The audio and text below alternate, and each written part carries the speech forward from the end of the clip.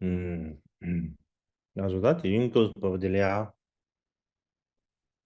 अनि आज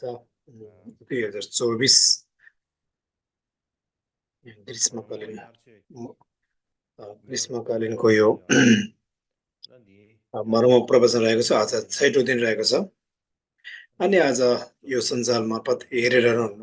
सम्पूर्ण Jamne Kindu Gide शरणीय भिक्षु वर्गहरू भिक्षु भिक्षुणी वर्गहरू त्यस्तै गरी Zabni Chonta Kalishu सारा संसारमा छरिएका Rangi धर्ममित्रहरू त्यस्तै गरी Firi Pinda पोर्ट समुदायका अनि सबै मित्रजनहरूमा मेरो सबैमा हार्दिक न्यानो अनि हार्दिक न्यानो अभिवादन र टासिदिली व्यक्त गर्न चाहन्छु।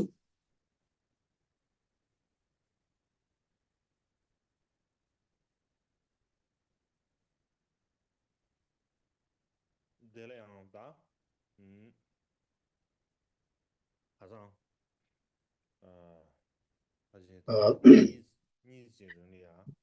दुई दिन अगाडि मैले अनि केही बताए चाहिँ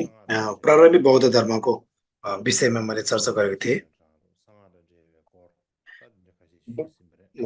वज्रयानसँग सम्बन्धित भएको कुनै दर्शनहरू मैले बताइसकेँ। आज म बुद्ध परिनिर्वाण भइसके पश्चात फैलिएको बौद्ध धर्म के हो होइन, अर्थात् बौद्ध शासन के हो, कसरी यो वृद्धि भयो, यसको विषयमा म के परिचयहरू दिन चाहँदैछु। यसको परिचय दिनुभन्दा अगाडि यसको के इतिहासहरू मैले बताउनु पर्दछ।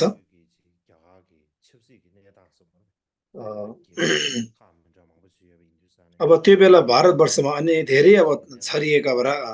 यो राजनैतिक अवस्थाहरू थिए। यसको अब के ऐतिहासिक पृष्ठभूमि यसको विषयमा मैले बताउनु पर्ने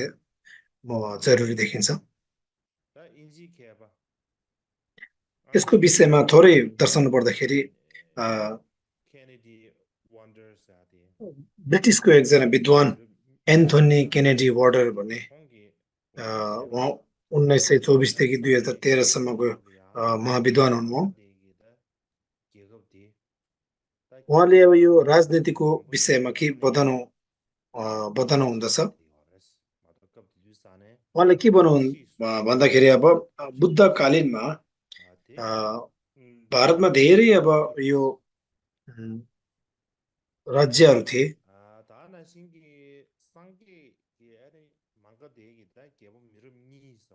अब त्यो भित्रमा पनि अब यो मगध राज्य चाहिँ अब थोरै अब सानो यो साम्राज्य हो। यो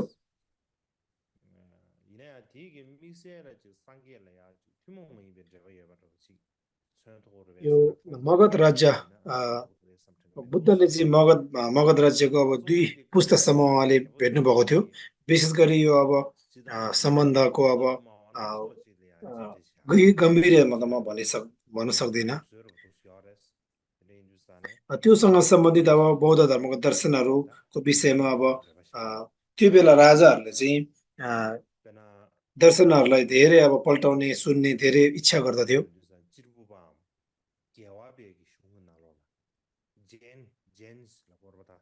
अब जेनिस धर्म भनिन्छ भारतमा, जेनिस धर्म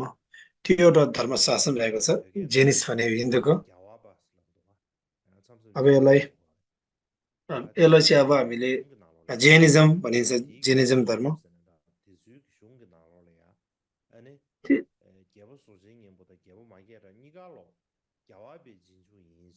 अब त्यो बेला के भनेको छ भन्दाखेरि अब यो 2 प्रकारको राजा रहेको छ। एउटा अजात शत्रु, क्षमा पाऊँ, एउटा चाहिँ एउटा अशोक राजा, यो मर्केटा भन्नाले अब अजात शत्रु, अर्को चाहिँ बिम्बिसरा। यो सबै जेनिजमको अनुयायी हो भन्ने यसरी अब अन्य यो जेनिजम इतिहासभित्र कोरिएका छन्। पछि गएर बुद्धको कालमा बुद्धको अनुयायी चेला बन्न पुगे। मगधमा यसरी प्रवचन गर्ने बेला धर्मचक्र फैलिने बेला बस्ने हुने बेलामा उहाँले अब 6वटा राज्य जति बुद्ध पाल्नु भएर यसरी धर्मचक्र फैलन भयो त्यसै कारणले गर्दाखेरि बौद्ध धर्म मगध मात्रै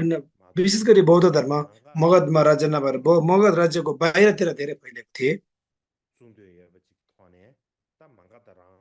मगधमा चाहिँ छोटो समयसम्म बुद्ध उहाँ वास गर्नुभएको थियो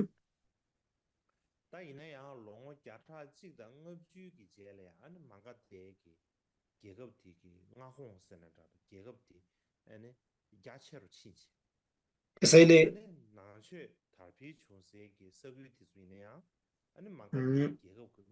यो बौद्ध धर्म फैलिने क्रममा अब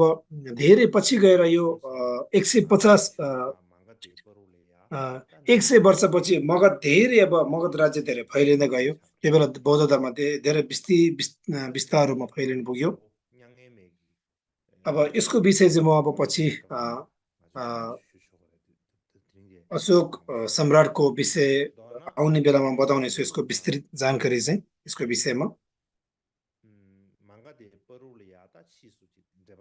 अब त्यो बेला अब कसरी यो सम्बन्ध नजिक हुन पुग्यो त मगध राज्यसँग बुद्धको यो अब सम्बन्ध कसरी जोड्न पुग्यो भन्दाखेरि यो त्यहाँको राजनीतिक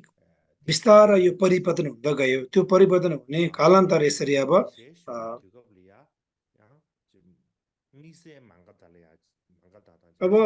भनौँ न यसरी फैलिँदै जाने क्रममा अब बुद्धको कालीनमा विशेष गरी अब एकदम सम्बन्ध राम्रो खासै अब त्यहाँ सम्बन्ध राख्नुको लागि भनौँ न अब यसरी उहाँ पाल्नु भएको नि होइन समय बित्दै जाँदाखेरि त्योसँग जुझ्नु पाएको कुरा हो यो चाहिँ एउटा ब्रिटिसको एउटा विद्वानले बताउनु भएको कुरा हो यो एन्थोनी केनेडी वार्डरले बताउनु भएको यो कुरा अब भारतमा चाहिँ यो 16वटा ठुलो साम्राज्यहरू थिए भन्ने कुरा गरेको छ कतिवटा जति छ त भन्दाखेरि अब हामीले मगध कौशला भनौँ अगाडि यसको विषयमा के बुझेन भनेपछि अब हामीले गाह्रो हुन्छ त्यसैले यो कतिवटा जति साम्राज्यहरू थियो त्यो बेला होइन भने म बताउन चाहँदैछु कतिवटा साम्राज्यहरू थियो त त्यो बेला भन्दाखेरि त्यो बेला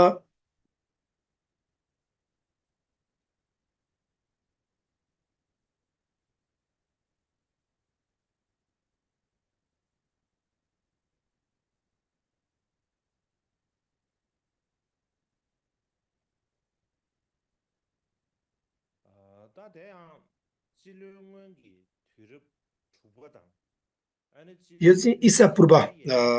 6औं र 4औं शताब्दीको बीचमा भारतमा 16वटा महान राज्यहरू थिए भनिन्छ अर्थात् महान राज्यहरू भनिन्छ त्यस्तो भने अब यो भन्ने प्रचलन रहेछ यो बौद्ध ग्रन्थहरूमा पनि यसरी भेटिन्छ 16वटा राज्यहरू भनेर यो चाहिँ भारतमा 16वटा विभिन्न महान राज्यहरू थिए यसरी यो भन्ने प्रचलन थियो तिनीहरूमध्ये के अब राज्यहरू थिए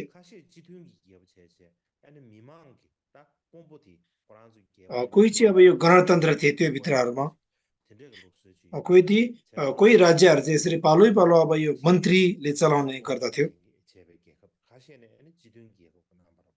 कुनै अब गणतन्त्र थियो कुनै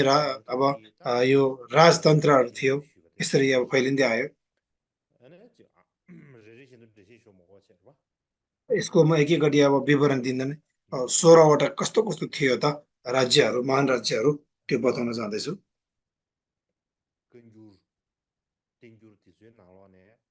यो बुद्ध वचन र बौद्ध शास्त्रहरूभित्र यो हामीले हेर्न पाउँछौँ त्यो भित्र नि कोरिएको छ अनेकन महाराज्यहरू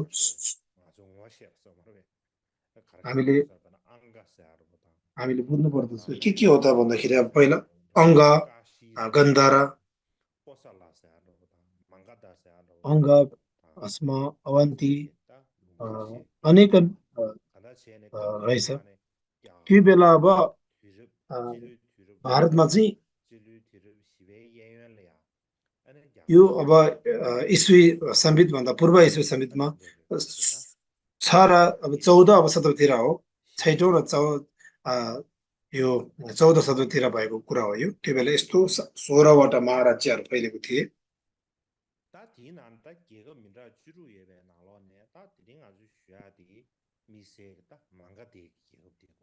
अब 16 वटा भएको भित्रमा पनि म आज मगधको विषयमा बताउन चाहन्छु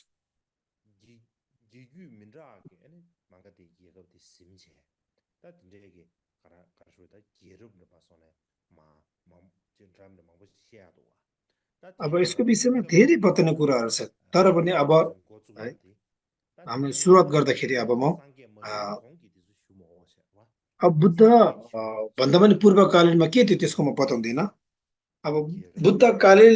कालीनदेखि अब भएको त्यहाँदेखि चाहिँ म मगधको विषयमा के बताउन जाँदैछु बुद्धको कालमा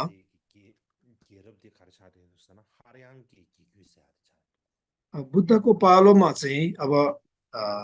मगधको अब जुन राज्य चाहिँ अब आर्यन राज्य भन्थे त्यो बेला आर्यन राजवंश थियो आर्यनको राजवंश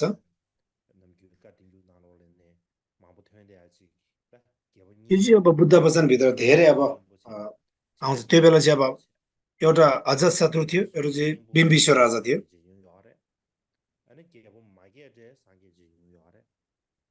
अब यो सबै अब राजाहरू बुद्धको अब चेलाहरू थिए अब अजातशत्रुको विषयमा कुरा गर्ने हो भने अब बुद्धको अब आधा जीवनमा चाहिँ अब मगधको राजा चाहिँ अब पछि गएर अब यो अजातशत्रु भएको थियो मगेटा त्यसपछि अब बुद्ध चाहिँ अब भनौँ न एक किसिमको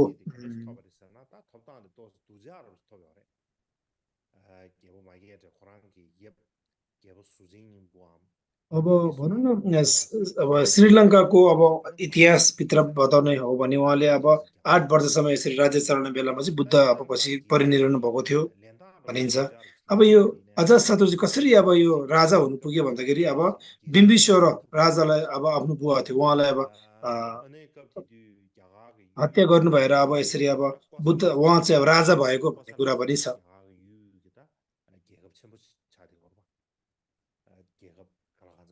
अब उहाँ चाहिँ अब राज्य चलाउन एकदम विद्वान थियो एकदम पोख्त थियो त्यो बेला मगध राजा कोसला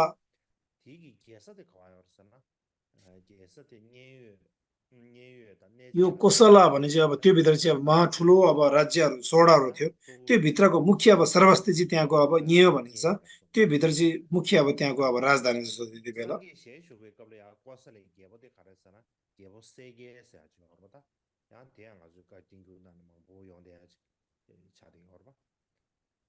अब हामीले सालगेल भनिन्छ त्यो बेला अब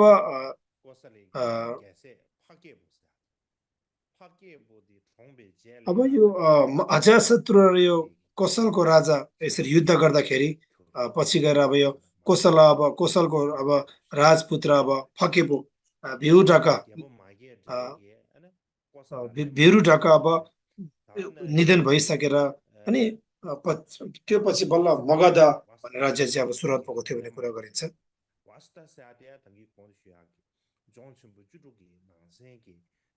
अब वास्ता भनिन्छ वास्ता भने चाहिँ के हो त यो 16वटा महाराज्यभित्र पर्दछ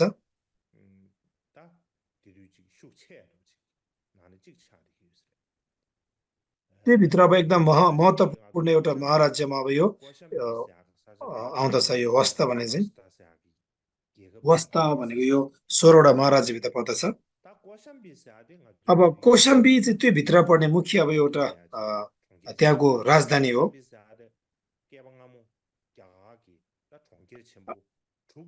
अब अब कौशाम्बी भनेपछि पहिला अब प्राचीन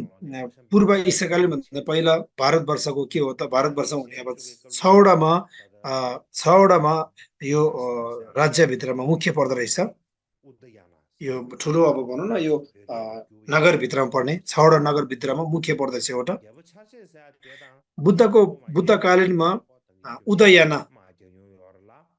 त्यो बेला अब राजा उदयना भने अब अब अवन्ती भनौँ न एउटा त्यो बेला अब अजाशत्रु र अवन्ती राजाहरू युद्ध पनि भएको रहेछ त्यो बेला उहाँले धेरै अब यसरी अधिकारमा जमिनहरू अधिकार ओगटेको पनि रहेछ अब अवन्ती राजाले चाहिँ धेरै अब राज्यहरूले जोडिएको थियो अब अजाशत्रु मृत्यु भए पश्चात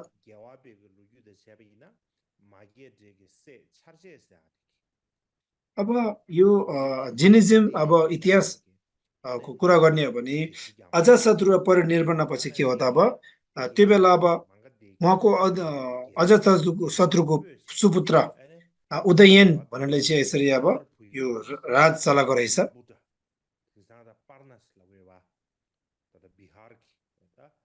उहाँको पालोमा चाहिँ पाटलिपुत्र भन्ने यसरी अब ठाउँ राखेको रहेछ पछि अब जुन उदयना राजा पटलिपुत्र क्यानर भुइडुङ भनेपछि पटालिपुत्र भनिन्छ त्यसरी एउटा नगर बस्न गयो जुन अजाशत्रुको सुपुत्र उहाँको राजकुमार भनौँ न उहाँले अब यसरी राज्य चलाउनु भएछ त्यसपछि फेरि बौद्ध धर्मको अब इतिहास अब कुरा गर्यो भने फेरि अनुरोध आउनु भएछ राजा अनुरोध पछि फेरि को आउनु भएछ भन्दाखेरि दक्षका धेरै राजाहरू आउनुभएको रहेछ नागदास मुन्द भन्ने यसरी अब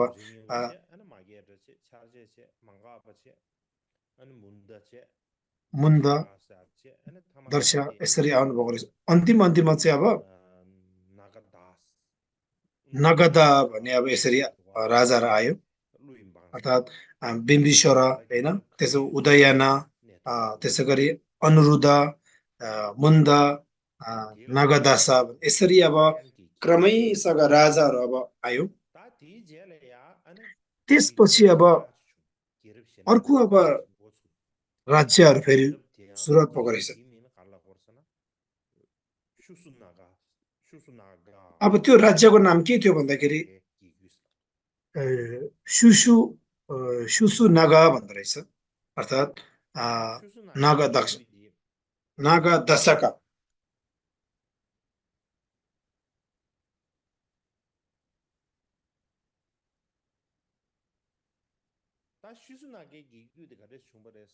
अब यो नागदशका भयो त्यो कसरी आयो त भन्दाखेरि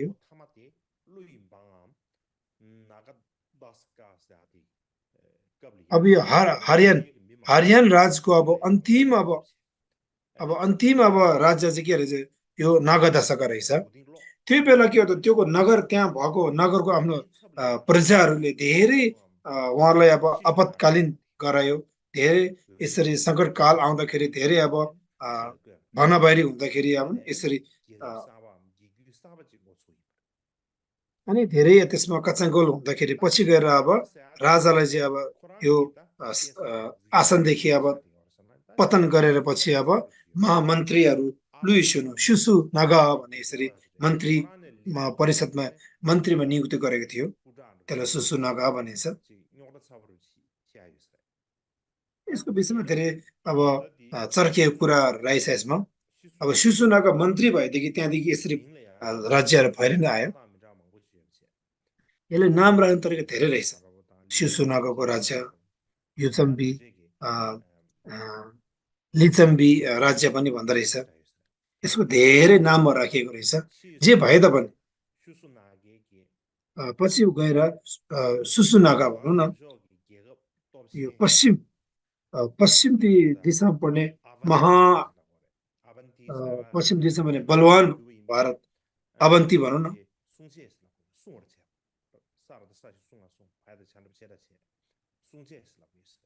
अब अवन्ती भनिन्छ त्यो भित्र अब अवन्ती भन्ने अब ठुलो अब नगर बन्नु पुगेछ यो सुसुनागाले गर्दाखेरि यसको मुख्य अब यसलाई चाहिँ उज्जयानी भनिन्छ फग्याल यसको मुख्य अब राजधानी चाहिँ उज्जैन भन्ने ठाउँमा पुग्यो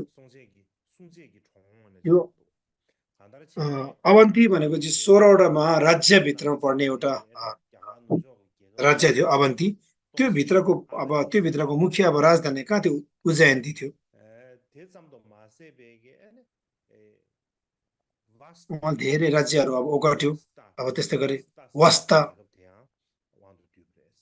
वस्ता भन्ने पनि उहाँले आफ्नै कब्जामा लिनुभयो एकीकरण गर्नुभयो त्यसपछि गएर उहाँको अब अर्को वस्तालाई अर्को नाम चाहिँ पौरवा पनि भन्दो रहेछ अब यो सुसुनागाको राज्य नहुनु अगाडि अब के हो त हर्याङ्क भन्ने आयो पछि अब दर्शका भनौँ न दर्शकाले पछि गएर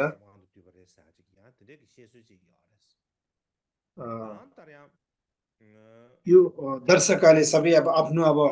ठाउँमा ओगटेको थियो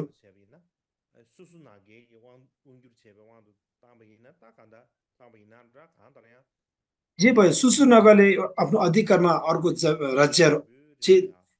आफ्नो अधिकारमा लिएर एकीकरण गरे तापनि धेरै लामो समयसम्म के हो त जति पनि अनि अनेक के हो त युद्धहरूलाई पनि अन्तिममा के हो त सबै अब आफ्नो ठाउँमा राखेर होइन यसलाई अब एकीकरण गर्न सकेको थियो अर्थात्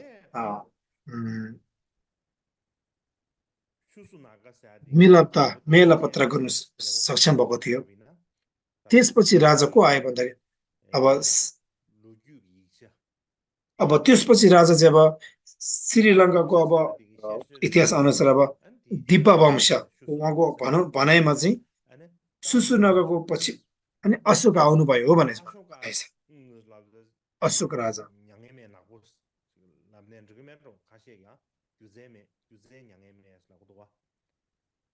अब कसैले उहाँलाई अब जुजल न्याङेन मे पनि भन्दो रहेछ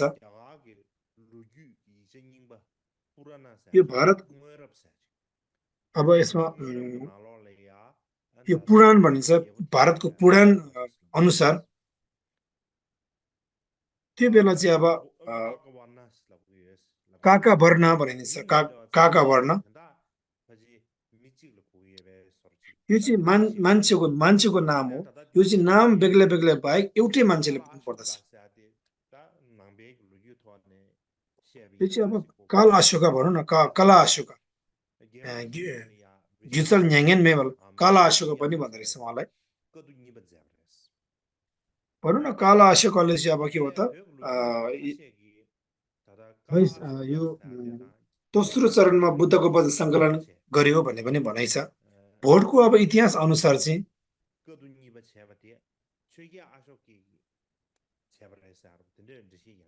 अब यो भोटको इतिहास अनुसार चाहिँ के हो त दोस्रो चरणमा बुद्धको वचन सङ्कलन गर्दाखेरि यो अनि अशोकले चाहिँ अब दान गरेर यसरी बुद्ध वचन सङ्कलन गरेको थियो भन्ने भनाइ पनि छ अब यो श्रीलङ्काको अब इतिहास अनुसार चाहिँ काला अशोकालाई चाहिँ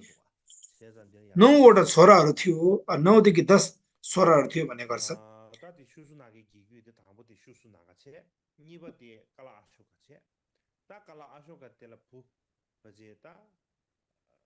अब यो पहिला चाहिँ अब सुसुका थियो दोस्रो चाहिँ हो काला अशोक र दोस्रो सुपुत्रहरू थिए उहाँहरूले चाहिँ बौद्ध धर्म उहाँहरूले सँगसँगै बौद्ध धर्म चाहिँ फैलाएको थियो अब यो सँगसँगै राजतन्त्रहरू फैलिएको हुँदाखेरि यो समयमा उहाँले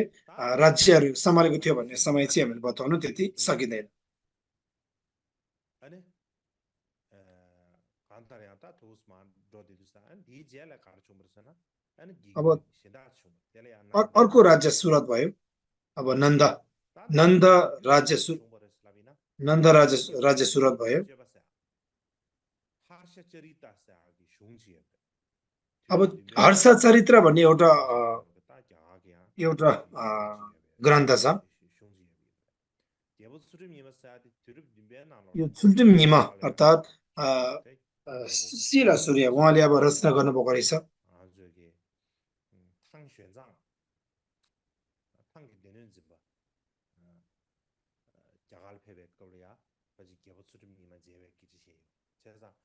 अब यो थाङ सन्साङको विषयमा नि यो कुरा लेखिएको छ। थाङ सन्साङले पनि लेखिएको छ।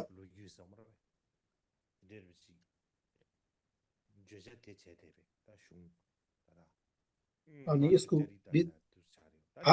हर्ष चरित्र भन्ने अब यसको यो भित्र पनि कुरा लेखिएको छ। यो काल अशोका अनि यसरी अब भनौँ न कम्बरमा छुरी खोपेर मारेको थियो भन्ने पर्छ।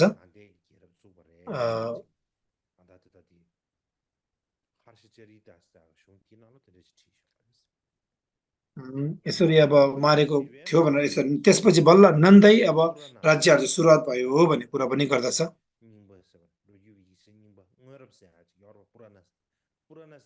अर्थात् यो हर्ष चरित्र अनुसार काल अशोकलाई छुरा प्रहार गरी हत्या गरिएको हो र तरवार रोप्ने नै राजा बनेर नन्द वंशको स्थापना गरेको हुन् भन्ने 14 शताब्दीमा यसरी सुरुवात भयो।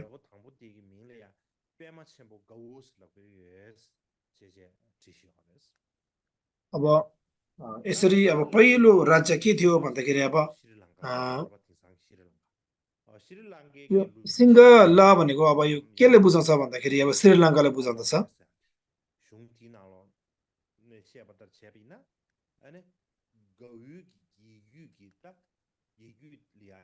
पहिलोको समय भनौँ न यसरी अब नन्द राज्य यसरी अब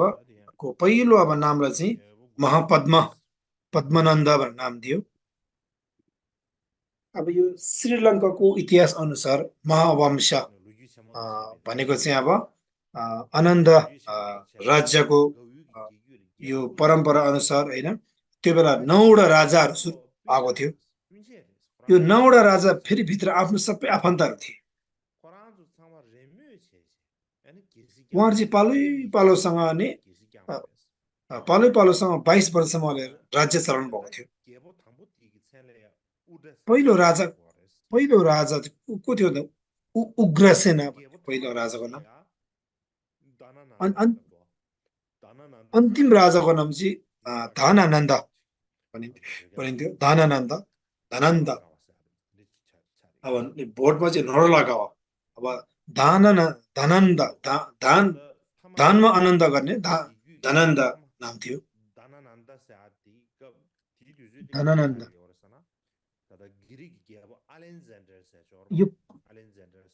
यो कुन बेलामा थियो त भन्दाखेरि चाहिँ अब ग्रिकको राजा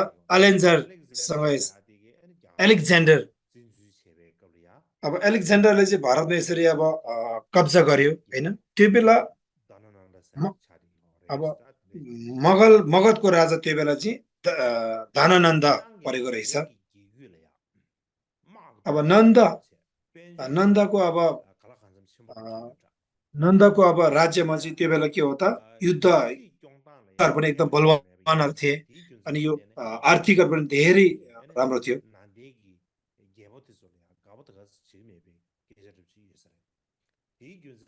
एकदम शक्तिशाली भए तापनि के हो त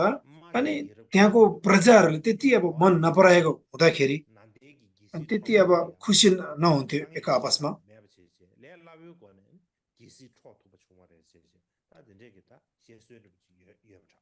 त्यसै कारणले यो आफ्नो प्रजा र यो राजाको मेलमिलाप राम्रो नभएको कारणले गर्दाखेरि अनि उहाँको राज्य चाहिँ चाँडै नै यसरी अब लुच्छिनु पुगेको थियो र पतन भएको थियो भन्ने यस्तो इतिहास हामीले भेट्न सक्छौँ। अनि यसरी इतिहास कर्ताहरूले यसरी बताउनुहुन्छ।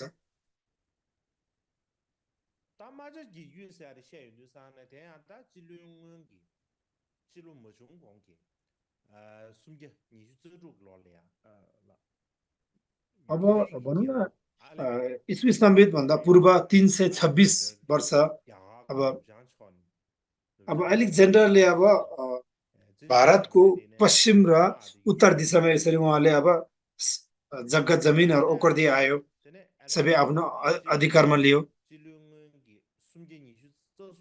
अलेक्जेन्डरले अब भनौँ न ईस्वी संवत भन्दा पूर्वकालीन 323 मा अनि बेबिलोन भन्ने एउटा ठाउँमा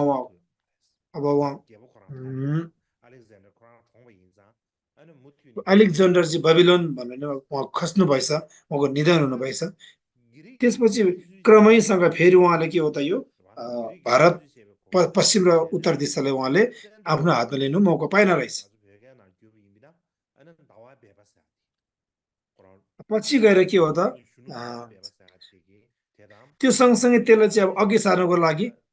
चन्द्रगुप्त भनौँ न धावा बेपा यसलाई चाहिँ अब यसलाई चाणक्य पनि भन्दो रहेछ। मलाई अब चाणक्य पनि भन्दो रहेछ यो राजालाई राम्रो अब आर्थिक उपदेश दिने चाणक्य उत्पन्न भएको रहेछ। अर्को नाम उहाँलाई कौटिल्य पनि भन्दो रहेछ, जुन यो चन्द्रगुप्तको महान मन्त्रीमा पर्दो रहेछ चाणक्य चाहिँ। उहाँले धेरै साथ सहयोग गरेको कारणले गर्दाखेरि अनि पछि गएर अब यो मयूर राज्य भनेर यसरी अब राखेको रहेछ, मयूर राज्य भनेर यसरी कौटिल्य अर्थात् यो चाणक्यले को परामर्शमा महामन्त्री अर्थात् उहाँलाई अब ऋषि चाणक्य पनि भन्छ, महामन्त्री चाणक्य पनि भन्दो रहेछ। नाम धेरै रहेछ उहाँको एकदम ग्रन्थ एकदम प्रख्यात छ। उहाँ लेख्नु भएको त्यो के हो त अर्थशास्त्र एकदम प्रख्यात छ, उहाँले लेख्नु भएको हो। यो भित्र के रहेछ मुख्य रहेछ कुरा भन्दाखेरि राज्य कसरी सम्हाल्ने, राज्य भने के हो।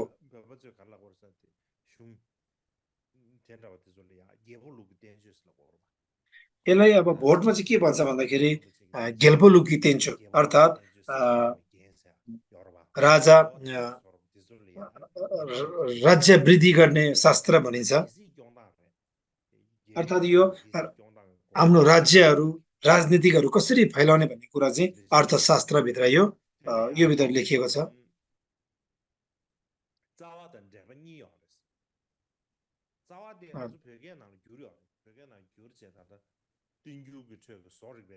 त्यसैले यो भित्र अब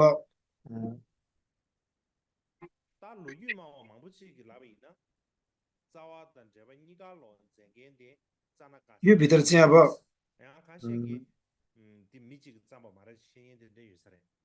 अब यो एकजना रचिएको होइन भनेको कारण पनि धेरै छ यहाँ। चाणक्य भने चाहिँ एक किसिमको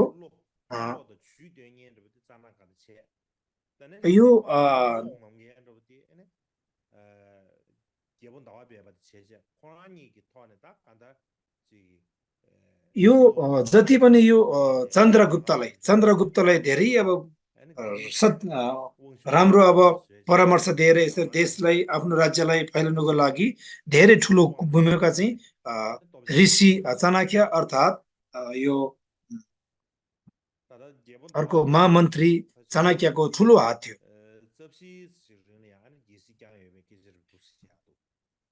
24 वर्षसम्म यसरी राज्य चलाउन अब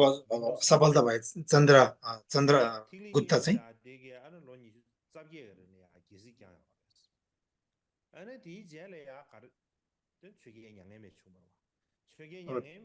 त्यसपछि अब भनौँ न यो ग्रिस अब एकदम ग्रिसको अब त्यहाँको मान्छेहरूलाई चाहिँ भनौँ न यसरी हटायो त्यो बेला। अनि सबै अब भारतवर्ष फेरि एकीकरण गर्नु सुरुवात हुँदाखेरि पछि अब 24 वर्षसम्म यसरी साम्राज्य चलेको रहेछ। त्यसपछि के हो त अब अ, बिन्दुसार उहाँले 28 वर्ष अब उहाँले राज्य चलाउनु भएछ। यो चाहिँ के हो त इस्वी समेत भन्दा पनि पूर्व 268 आसपासमा पर्दो रहेछ। त्यसपछि बल्ल अनि अशोका अनि बल्ल अनि उहाँ राजा हुनुभएको रहेछ। त्यसपछि अशोका राजा आउनुभएको रहेछ।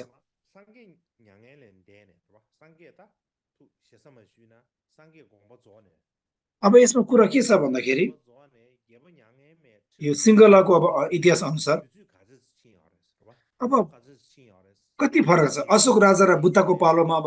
कति वर्षको फरक छ भने यसमा धेरै अलिकति नपत्याउने कुराहरू छ यसमा यसमा बताउनु पर्दाखेरि यसमा दुई अब इतिहासहरू छन् विशेष गरी एउटा चाहिँ श्रीलङ्कादेखि आएको इतिहासमा अर्को चाहिँ उत्तर दिशादेखि आएको यो बौद्ध धर्मको इतिहासमा उनीहरूले अब उहाँहरूले भन्नुहुन्छ श्रीलङ्काको इतिहास अनुसार चाहिँ अब अशोक राजा चाहिँ आसनमा नउक्लिनेसम्म उहाँ चाहिँ सुरुवात जन्मिसकेर आसनमा ठक्कै उहाँ राजा हुँदाखेरि चाहिँ 218 वर्ष गइसकेको थियो बुद्ध बित्नु भएर भनिन्छ।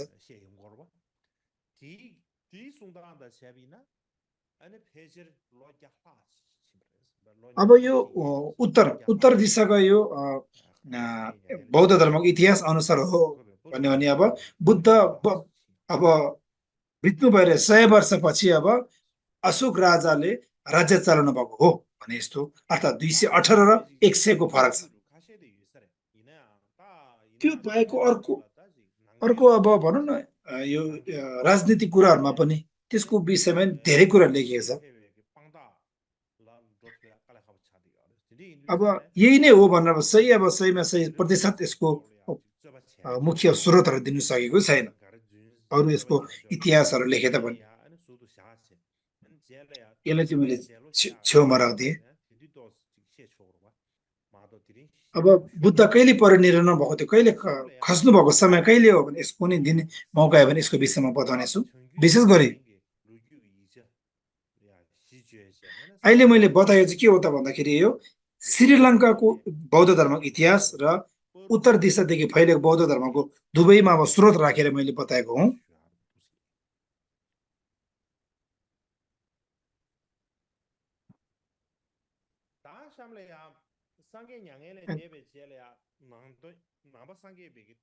त्यसपछि अब बुद्ध परिनिर्वाण भएर अब यो अशोक राजाले चाहिँ बौद्ध धर्म फैलाएको कुराहरू चाहिँ कसरी भयो भने यसको अब बताउन जाँदैछु। अब बुद्ध परिनिर्वाण भइसकेपछि बौद्ध धर्म कसरी फैल्यो यसको परिपट्टिहरू के छ भन्नु पर्दाखेरि यसको अब महातीर्थहरू रहेको 4 वटा।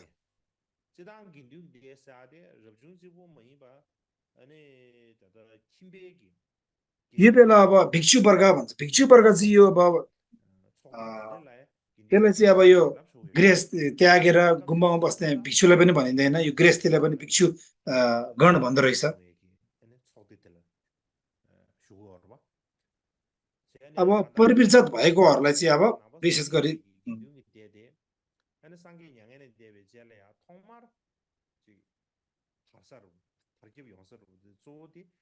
यो कहाँदेखि सुरुवात भयो त भन्दाखेरि बुद्ध परिनिर्वाण भएर भिक्षुको गणहरू यो चाहिँ पहिलो भारतको मध्यम राज्यदेखि अब सुरुवात भयो। त्यहाँदेखि सुरुवात भएर गएको हो। यसमा यो त्यहाँबाट अलिकता समस्या आएकोले गर्दाखेरि पहिला म 30 मिनट विश्राम लिन चाहन्छु, त्यसपछि फेरि म भेट्नेछु।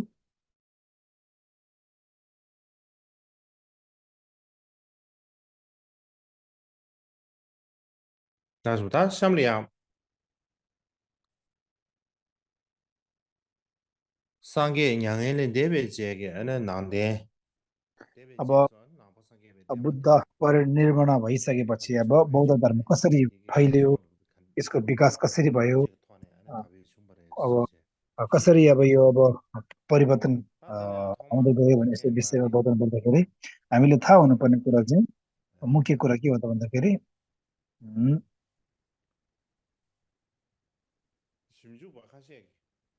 अनुसन्धानकर्मी कसैले के भन्नुहुन्छ भन्दाखेरि अब बौद्ध भिक्षुगणको यो गणहरू भिक्षु वर्ग भिक्षुगण भनेको चाहिँ के हो त भन्दाखेरि एउटा अ, परवीर भनौँ न यसमा दुवै कुरा एउटा चाहिँ गृहस्थी वर्ग एउटा चाहिँ गृहस्थीदेखि अब त्याग गरेर बसेको अब परवीर जात बुझाउँदछ विशेष गरी अब यो अ, सङ्घ भन्नाले अब भिक्षुहरूलाई बताउँदछ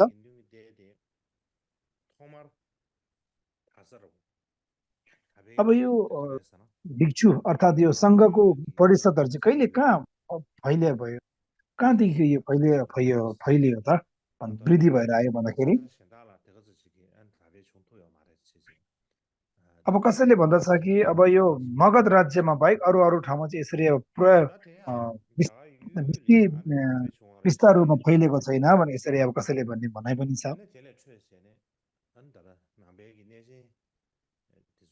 अ- अब त्यो भित्रमा अब चारवटा महापवित्र स्थलहरू अब मानिन्छ अब बुद्ध परिनिर्वाण भएर अब बुद्धलाई आस्था राख्ने होइन बुद्धको अनुयायीहरू अब बुद्ध स्वयं पाल्नु भएको ठाउँहरू त्यस्तो अब पछि अब मान्छेहरू अब त्यसमा पवित्र स्थल भयो अब तीर्थको लागि जाने त्यस्तो धेरै अब त्यो मध्येमा चारवटा तीर्थस्थल रहेका छन् अब यो 4 8 महातीर्थल 8 4 धेरै छ धेरै नै रहेछ त्यो भित्रमा पनि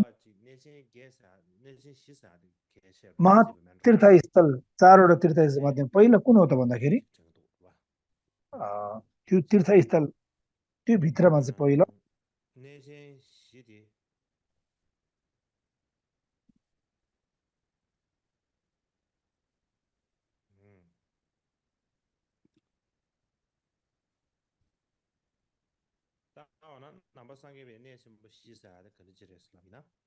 अब बौद्ध धर्म अनुसार अब 4 प्रकारको महापवित्र तीर्थस्थल के हो त भन्दाखेरि बुद्ध जन्मिनु भएको ठाउँ लुम्बिनी हो बुद्ध परिनिर्वाण भएको कुशीनगर यो चाहिँ अब भारतको अब उत्तर दिशाको भागमा पर्दछ तपाईँले हेर्नुभयो भने यो चाहिँ भारतको अब यो उत्तर दिशामा पर्दछ यसको मुख्य पर्दछ र यो बुद्ध जन्मिने ठाउँ चाहिँ हाल अब नेपालमा परेको छ अहिले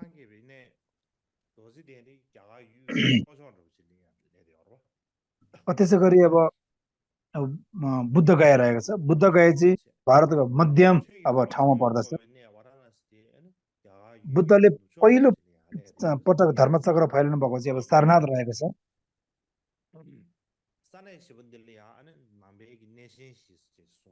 यो चारवटा तीर्थस्थल चाहिँ महापवित्र स्थल चार महापवित्र स्थल भनिन्छ कसैले अब चैत्य पनि भनिन्छ कसैले चाहिँ अब यो महातीर्थलाई चाहिँ अब चारवटा स्तूपहरू निर्माण गरेकोले अब चैत्य पनि भन्दो रहेछ चैत्यसी 4 स्तूपहरू अब सामान्यमा समग्रमा 4 महापवित्र स्थल भनिन्छ बौद्ध धर्म अवलम्बीहरूको लागि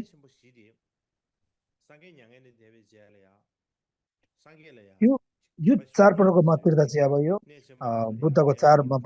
पवित्र तीर्थस्थल थियौँ अनि बुद्ध चेलाहरूले बौद्ध मार्गीहरूले तीर्थमा जाने यसो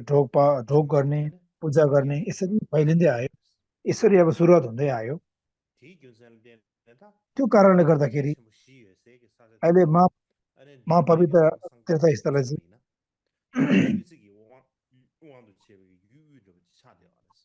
अनि यो अब मगध ठाउँमा पर्दछ अहिले यो मुख्य ठाउँमा अहिले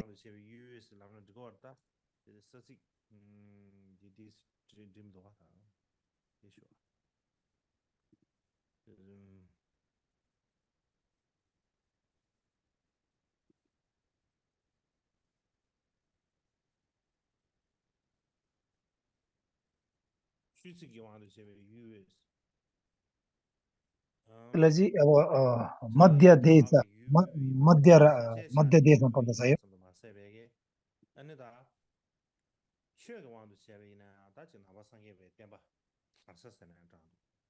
अब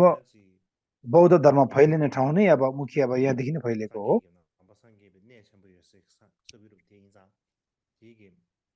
अब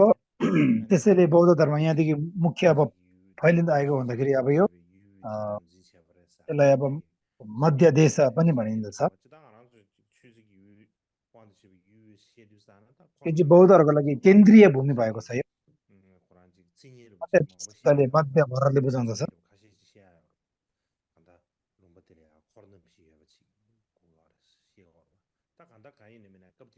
अब यसमा धेरै कुराहरू लुकेछ अब 4% भन्ने कुराहरू जे भए तापनि बुद्ध परिनिर्वाण भइसकेर अनि बौद्ध धर्म फैलिएको ठाउँ भनेको यही नै हो 4 तीर्थस्थलमा नै यहाँदेखि नै अब बौद्ध धर्मको अब सुरुवात विस्तार रूपमा फैलिँदै गयो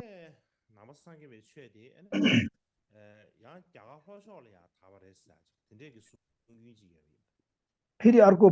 भनाइ के छ भन्दाखेरि दक्षिण दिशामा विस्तार अब बौद्ध धर्म फैलिएको कुराहरू पनि छ पछि गएर यो सङ्घ बुद्धको सङ्घहरू चाहिँ बुद्ध परिनिर्वाण भइसकेपछि अब यो पश्चिम दिशा दक्षिण दिशामा बौद्ध धर्म फैलिँदै गयो फैलाउनुको कारण के थियो भन्दाखेरि मुख्य कारण चाहिँ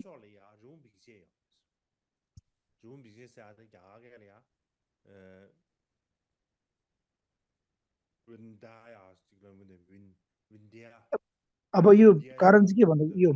मध्यम ठाउँमा मध्य देशमा विन्ध्य भन्ने एउटा ठाउँ छ एउटा विन्ध्य भन्ने एउटा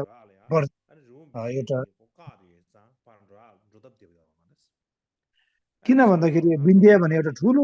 पर्वतले छेकिएको थियो त्यही कारणले गर्दाखेरि अब त्यहाँ अब फैलाउन कारण थियो अनि पूर्व दिशामा चाहिँ एकदम तापक्रम ज्यादा थियो मान्छे त्यति नभएको कारणले गर्दाखेरि त्यसमा जाँदाखेरि पनि धेरै सङ्कट अब सकस हुँदथ्यो दक्षिण दिशा र पूर्व दिशामा अब कोही हिमाल कोही पहाडको कारणले गर्दा तात्कालले कारणले गर्दाखेरि अब फैलिन नसकेको हो बौद्ध सङ्घ दल चाहिँ सङ्घको परिषद अनि पछि बिस्तारै अब के हुँदै विशेष गरी अनि पश्चिम दिशा र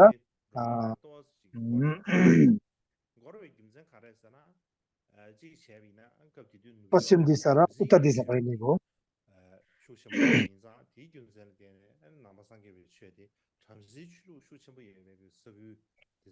त्यसै अनि त्यो दिशामा नै प्रयास अब यो ब्राह्मण जाति धेरै भएकोले बौद्ध धर्म फैलिनु धेरै अब विघ्न बाधाहरू आएको कारणले गर्दाखेरि बौद्ध धर्म फैलिन धेरै समय लाग्यो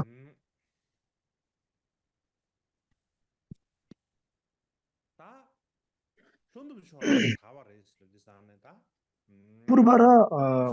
दक्षिणमा फैलियो भनिन्छ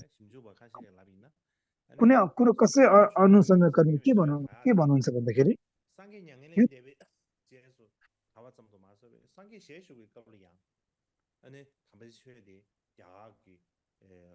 कसैले के भन्नुहुन्छ भन्दाखेरि अब यो परिनिर्वाण मात्र पश्चात मात्र नभएर बुद्धको पालोमा पनि अब यसरी त्यो देशमा अब बौद्ध धर्म हो भने अब भने कसै अनुसन्धान कर्मीहरूले भन्नुहुन्छ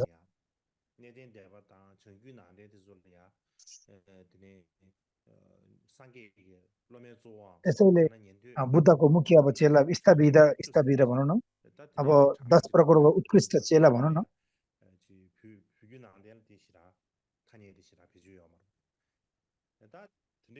यो भोटको अब इतिहासमा यसरी कोरिन्छ अब त्यो बेला अब स्थगिर भनौँ महासर्वका यान बस 10 प्रकारको सर्वका छ त्योभित्र कतयन महाकतयन भनिन्छ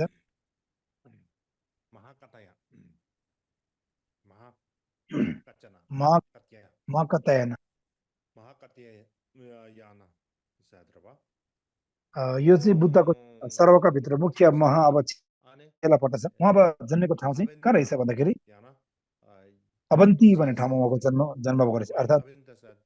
ठुलो अब एउटा ढुङ्गा भनौँ न होइन ठुलो पत्थर अथवा अवन्ती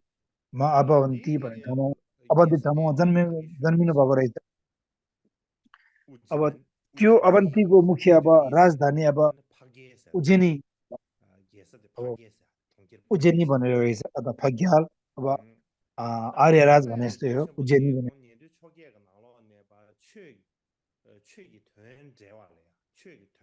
अब महाकतयन चाहिँ भन्दा के हो त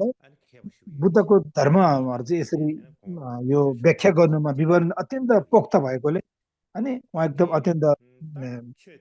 विज्ञ हुनुहुन्थ्यो त्यसमा अरहत हुनुभएछ अनि उहाँ अब अरहत भइसकेपछि उहाँ अब अवन्तीमा फर्किनु भएर यसरी उहाँले धेरै अब सूत्रहरू धेरै धर्महरू उहाँले प्रचार प्रसार गर्नुभएछ अवन्तीमा अनि विनय ठिन्से भनेर त्योभित्र अब त्यस्तो कुराहरू उहाँले फैलाउनु भयो अवन्तीमा पालिसकेपछि उहाँले एकजना चेला भेटिएछ यो चेला अब भिक्षु भए हुनुभएछ प्रवचक हुनुभएछ उहाँको नाम चाहिँ के रहेछ भन्दाखेरि सोनाकुटिकना भन्ने उहाँको चेलाको नाम रहेछ यो महाकतयनको पहिलो चेला अवन्तीमा भेटिएको सोनाकुटिकना रहेछ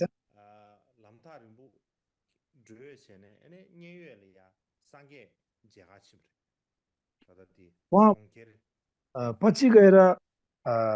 धेरै समयपछि उहाँ अब बुद्धजी सर्वस्तीमा बस्नुभएको उहाँले सुनेपछि सर्वस्तीमा अब उहाँ अवन्तीदेखि सर्वस्तीमा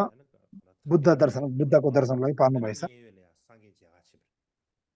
अब सर्वस्तीमा बुद्ध भगवानको दर्शन गर्न जानुभएछ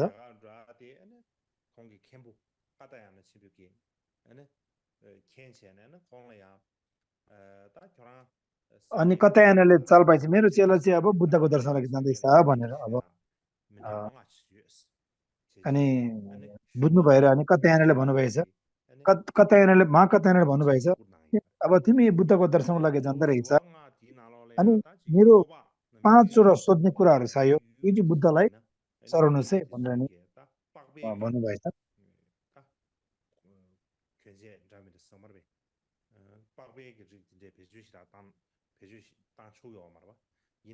त्यसै कारणले अब उहाँको प्रश्न के थियो भन्दाखेरि अब भिक्षुहरूले चाहिँ छालाको विभिन्न अब यो सामान प्रयोग गर्नु हुँदैन छालाले चमडाले बनाएको अब त्यो अब यो अवन्तीमा चाहिँ अब यो धेरै अब छालाको प्रयोग गर्ने हुँदाखेरि यो चाहिँ अब प्रयोग गर्न मिल्छ कि मिल्दैन यो विनयसँग सम्बन्धित 5 प्रकारको प्रश्न छ यो बुद्धलाई चढाउनुहोस् है सोध्नुहोस् है भन्दै यसरी अनि यो महाकतयनको चेलालाई भन्नुभएछ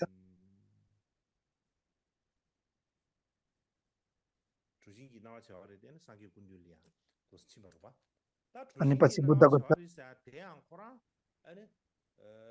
अनि यो चेला चाहिँ उहाँ चाहिँ अब कहाँ जन्मिनु भएको थियो त भन्दाखेरि जुन अब उहाँ चाहिँ अब अपरान्तमा अपरान्त नामक एउटा ठाउँमा जन्मिनु भएको रहेछ जुन महाकतयनको चेला सोनाकुटिकना चाहिँ अब भारतको एउटा समुद्रको पश्चिमी समुद्रको छेउमा पर्दो रहेछ अपरान्त भन्ने ठाउँ चाहिँ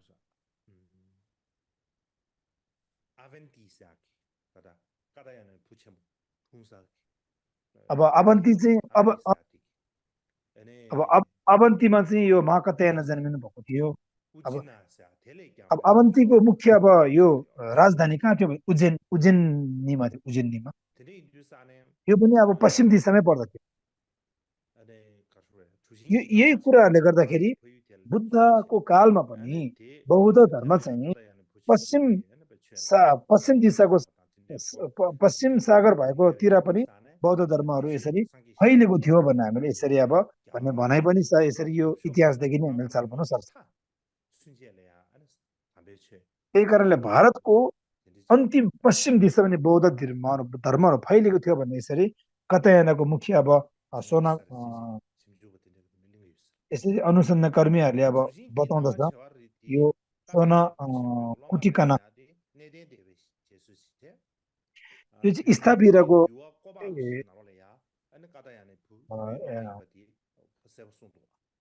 यो चाहिँ अब भोटको अनुवादमा नि यो स्पष्ट कोरिएको छ भने त्यस्तै गरी अब रोग्यु नाङ्देन दक्षिण परम्परा अनुसार फैलेको बौद्ध धर्म स्थापिरको अब इतिहास पनि कोरिएको छ।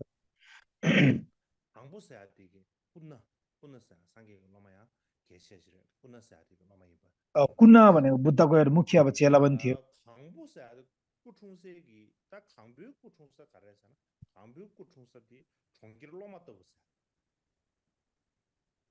त्यसैले अब सुपरका भन्ने बुद्धको मुख्य चेला पनि थियो। त्यो अब सुपरका भन्ने ठाउँमा जन्म भएको थियो। म चाहिँ अब कात्यायनको चेला होइन। यो पनि अब सागरको समुद्रको छेउछाउमा थियो, पश्चिम दिशाको। सुपरका उहाँको बुद्धको चेला हो। यो उहाँलाई सोपारा पनि भन्दो रहेछ।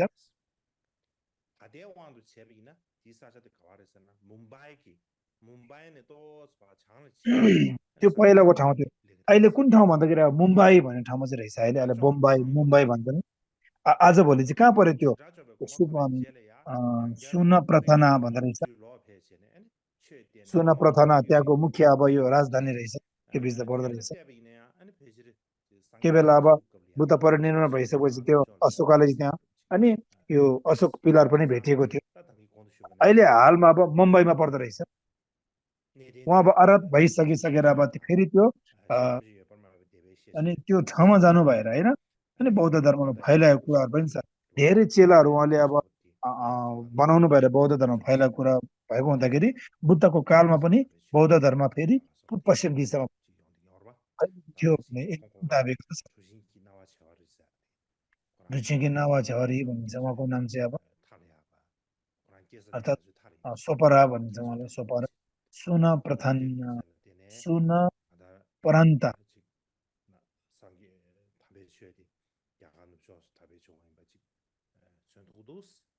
सुपराका भनिन्छ उहाँ बुद्धको चेला। उहाँले पनि अब पश्चिमी समुद्र सतहमा छेउमा भएको अब त्यो ठाउँ बौद्ध धर्म फैलेको थियो भन्ने बुझिन्छ। यो भन्ने भनाइमा आएको छ। त्यसै गरी अब यस्तो अब इतिहासहरू कोरेको हुँदाखेरि त्यसैले अब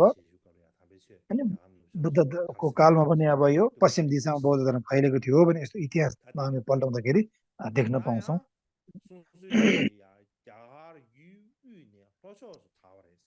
अर्को भन्नेमा के छ, बौद्ध धर्म चाहिँ मध्य देशमा फैलेको थियो भन्ने अब यस्तो भनाइ पनि छ। अब यसमा अनुसन्धानकर्मीले के भन्नुहुन्छ भन्दा कुनै अनुसन्धानकर्मीले चाहिँ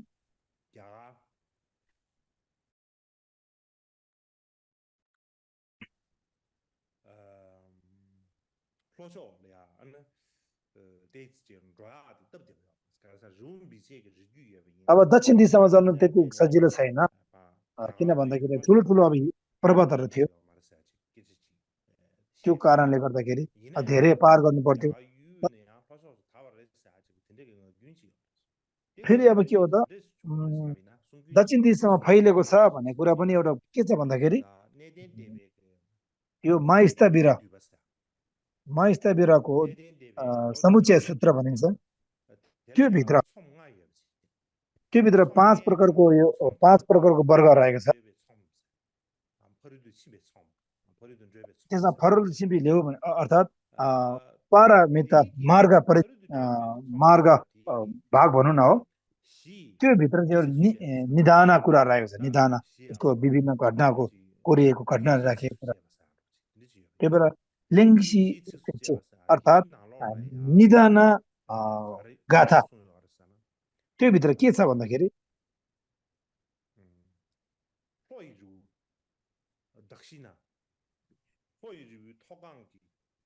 अब यसलाई दक्षिणा भन्दो रहेछ। दक्षिणा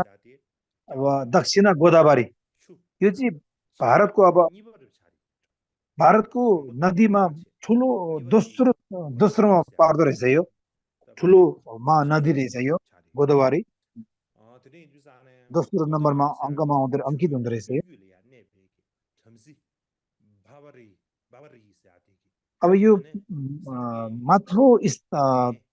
स्थानमा बस्ने यो अब एउटा ब्राह्मण भवारी भन्ने रहेछ। उहाँ चाहिँ बुद्धको एकदम प्रख्यात नाम चलेको चेला रहेछ। उहाँ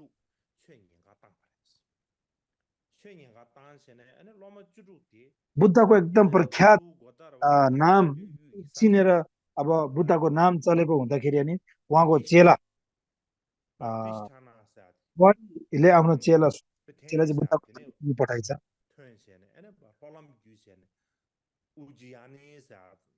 अनि यो गोदावरीको ठुलो नदी पार गरेर प्रतिष्ठाना पेथान भने त्यहाँदेखि अब बाटोमा जाँदा जाँदै यसरी हिँड्दा अनि यो दक्षिण दिशाको मार्ग हुँदै उज्जै भन्ने ठाउँमा पुगेर अब त्यसलाई विदिशा पनि भन्दो रहेछ, कौशाम्बी पनि भन्दो रहेछ। शाक्य ठाउँमा यसरी पुग्दा पुग्दा अन्तिममा चाहिँ उहाँ सर्वस्ती पुग्नुभयो भन्ने कुरा छ। भवारीको अब 16 जना चेला चाहिँ यसरी समय यो बुद्धको दर्शन गर्ने बेलामा धेरै ठाउँहरू हिँड्दै यसरी सर्वस्तीमा पुग्नु भयो भन्ने कुरा हो यो।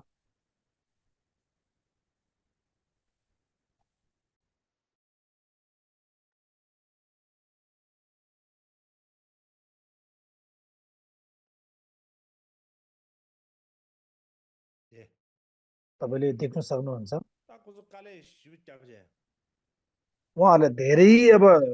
दुःख कष्ट गर्नुभएको रहेछ। मुनिपट्टि मुम्बई भन्ने रहेछ यो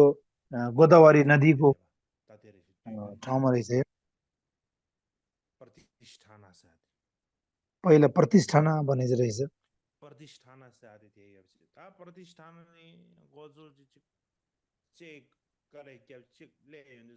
अब प्रतिष्ठानादेखि सुरुवात यसरी दुःख कष्ट भोग्दै गर्दै अन्तिममा अनि सर्वस्तीमा आउनुभएछ। यो 16 जना चेला छ। कसको चेला भन्दाखेरि भवारीको चेला बुद्धको प्रवचन सुन्नको लागि। यो कलकत्ताको नजिक रहेछ, कोसलाको ठाउँमा बुद्धको दर्शनको लागि। धेरै अब उहाँले सङ्कटहरूलाई अब पार गर्दै यसरी आउनु भएको रहेछ।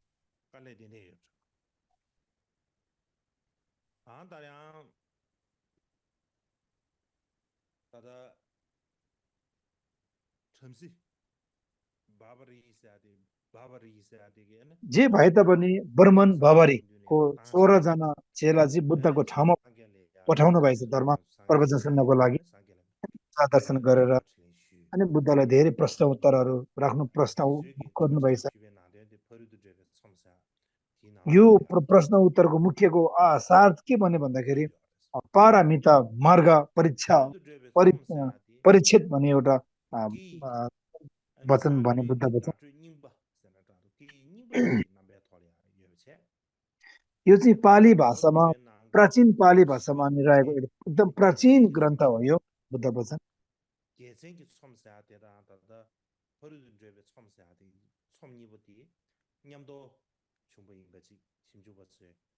चाहिँ अब अनुसन्धानकर्मीहरूले अब यो दोषक पनि भन्दो रहेछ होइन, अर्थात् सूत्र वर्ग त्यो भित्रको अब धर्म अष्टवर्ग धर्मको अष्टवर्ग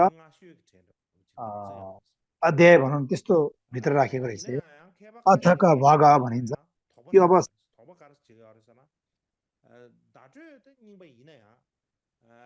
यसमा केसँग गरिन्छ भन्दाखेरि यो धेरै प्राचीन अब यो प्राचीन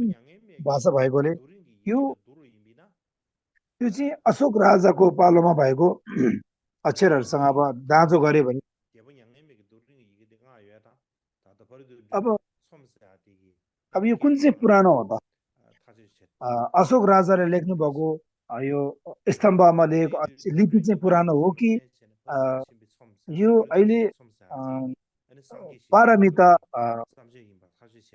मार्ग परिचित कुन चाहिँ पुरानो हो त यो लिपिहरू भन्ने त्यसमा अब अनुसन्धानकर्मीहरूले धेरै अब अनुसन्धान गरिरहेका छन्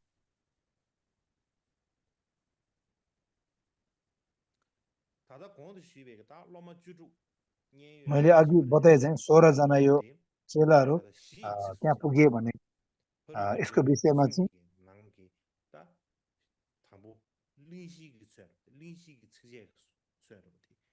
पहिला चाहिँ यो निदान गाथामा बताएको छ यसको आदर गाथा भनिन्छ यसलाई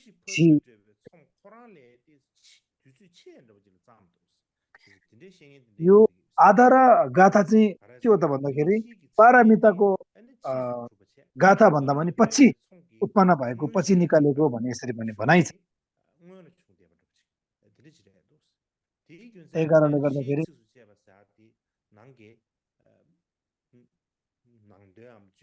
अब आदर गाथा चाहिँ यो पारमिता गाथादेखि पछि आएको त्यसको मुख्य सार भएकोले पछि आएको भन्ने यसरी पछि यो बताएको हो भन्ने कुरा अनुसन्धानकर्मीहरूको भनाइ छ यसमा अनि अब यस्तो बतायो भने फेरि कुनै अर्थहरू नमिलेको नपुगेको यस्तो पनि छ भने फेरि कसैको भनाइ पनि छ फेरि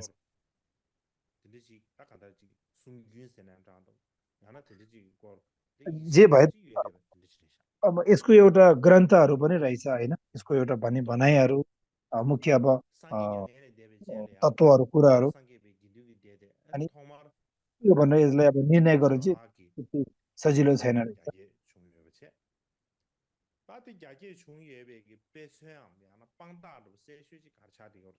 बौद्ध धर्म अब दक्षिण दिशा र पश्चिम दिशामा बौद्ध धर्म कसरी फैल्यो यसको स्रोत के छ भन्दाखेरि अशोक राजाको छोरा महेन्द्र भने नि त होइन छोरा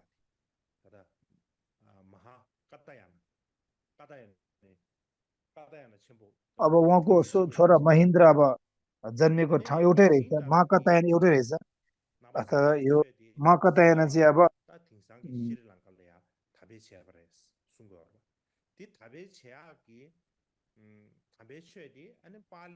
एउटै ठाउँमा जन्मिनु पर्यो रहेछ महाकतायन र यो महेन्द्र राजा चाहिँ यसलाई कथिवारा भन्दो रहेछ यो चाहिँ गिरनार पनि भन्दो रहेछ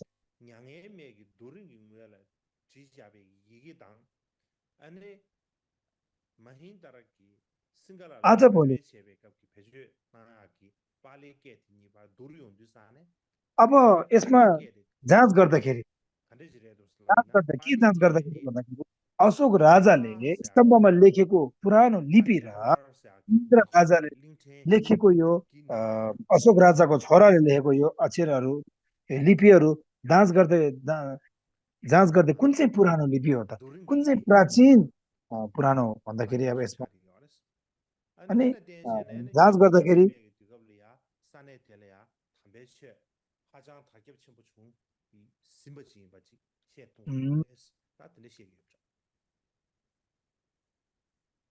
यो पाली भाषा कुन चाहिँ पुरानो हो भन्दाखेरि यसमा अब यो चाहिँ अशोक राजाले स्तम्भमा लेखेको भाषा चाहिँ प्राचीन र पुरानो हो भनेर यसरी अब हामीले पत्ता लगाउन सक्छौँ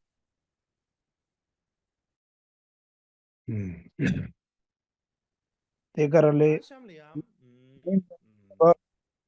श्रीलङ्कामा यसरी पाली भाषामा पुरानो बौद्ध धर्म फैलाउनु भयो लिपिमा। पछि अब के भन्दा अगाडि अब अशोक आफ्नो बुवाले अशोक राजाले यसरी स्तम्भमा लेखेको लेख्यो यो। अनि यो हेर्दाखेरि चाहिँ अशोक राजाको चाहिँ एकदम फैलिएको र प्राचीन भन्ने बुझ्न सक्छौँ। अब यो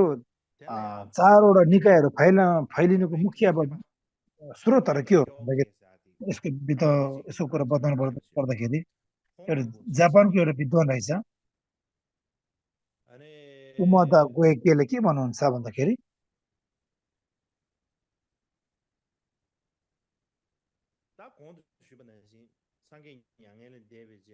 अनि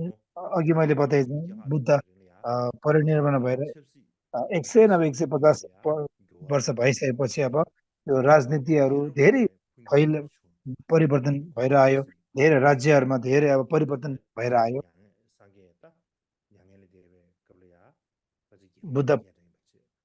अब बुद्ध परिनिर्वाण हुने बेला अब अजातशत्रु थिए।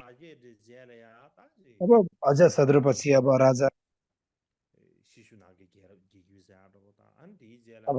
शिशुना भने अनेकन अब मयूर राज्यहरू अनेक राज्यहरू आएको रहेछ नि त। बुद्धको कालमा चाहिँ अब अजातशत्रु थियो। त्यहाँदेखि धेरै अब पुस्ता पुस्ता पुस्ता गरी अब फैलिँदै पछि आएर अब अशोक राजाले फेरि अब जीवित गराए फेरि त्यो कुराहरू बताइरहेको हो।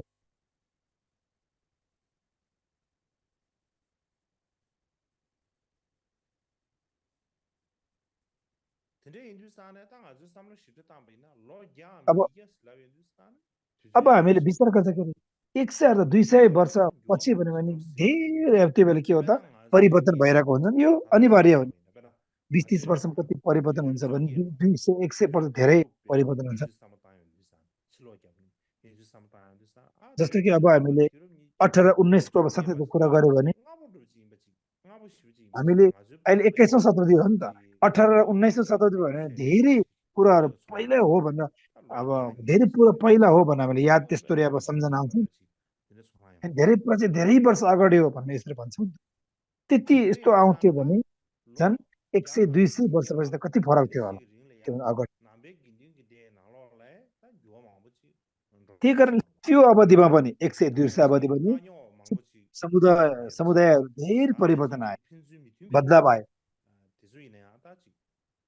यसमा धेरै अब समस्याहरू पनि आयो, नमिल्ने कुराहरू, एक आपसमा नमिल्ने तालमेल नखाने कुरा धेरै हामीले बुझ्न सक्छौँ।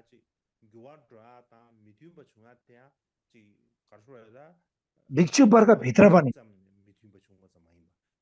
अनि एक पक्षमा त नभएर धेरै पक्षमा अब नमिल्नु, दर्शन भावना चर्याहरू नमिल्ने,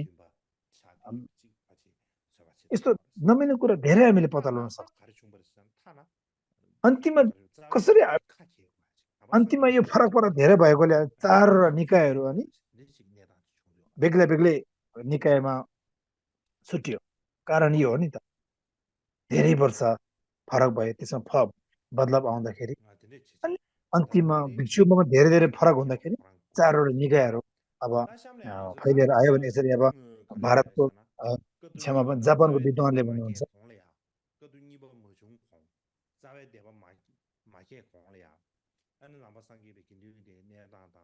अब के भन्नुपर्छ भन्दाखेरि अब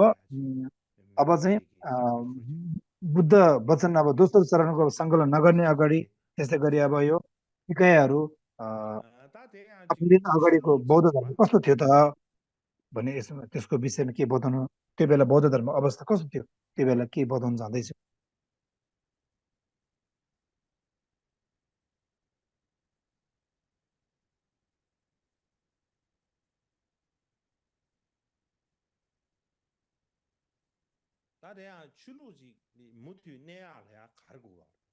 अब कुरा गरौँ एउटा शासन रहनुको लागि के कुराको हामीलाई आवश्यक पर्दछ त भन्दाखेरि जस्तो शासन भनौँ न, अब आफ्नो शासन हुन्छ चाहे अब यो लोकमा रहनुको लागि अब 3 कुराको मुख्य भूमिका पुग्नु पर्दछ। त्यो के हो त भन्दाखेरि एउटा मार्गदर्शक, एउटा मार्गदर्शक एकदम आवश्यक पर्दछ, ठुलो भूमिका हुन्छ एउटा शासक होइन। अब दोस्रो चरणमा मुख्य भूमिका के हुन्छ, सिकाएको धर्म, दर्शाएको धर्म। अब तेस्रो चाहिँ के हो त भन्दाखेरि यो दर्शाएको धर्मले अनुसरण अनुयायी अर्थात् मार्गदर्शक दर्शाएको धर्म, त्यो धर्मलाई पालना गर्ने अनुयायी मुख्य भूमिका रहेको हुन्छ। यसले नै शासनहरू टिक्ने गर्दछ। त्यसैले बौद्ध धर्मको कुरा गर्दाखेरि बुद्ध चाहिँ एउटा मार्गदर्शक हो।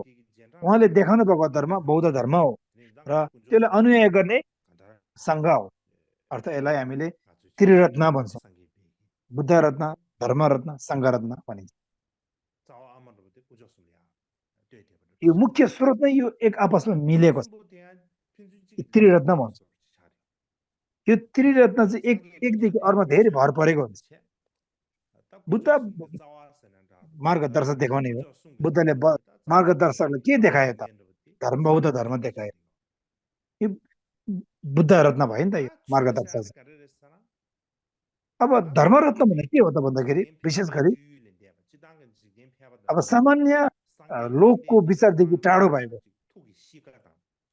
अब बुद्धको आफ्नै स्वभाव त, उहाँको भावना, उहाँको विचार, उहाँको प्रज्ञा।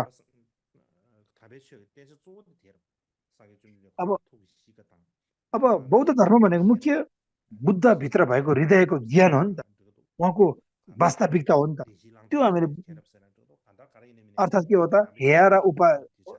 त्याग्ने र ग्रहण गर्ने मुख्य कुरा हो नि त। यो बुद्धभित्र भएको आफ्नो प्रज्ञाले, आफ्नो बुद्धि दिमागले फस्टाएको कुरा हो नि त यो। त्यसैले यो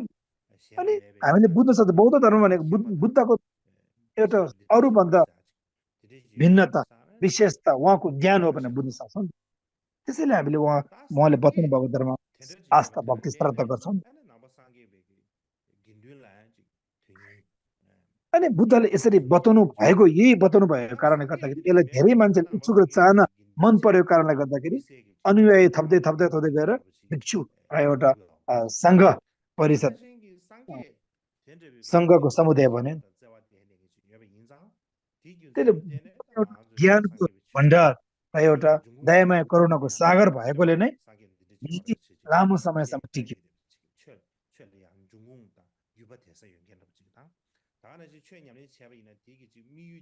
त्यसैले हामीले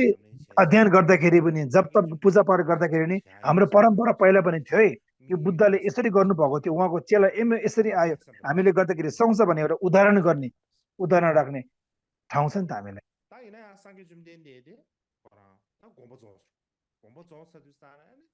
अब बुद्ध परिनिर्वाण हुनुभयो हाम्रो लागि के सत्य ज्ञानहरू छाडेर जानुभयो।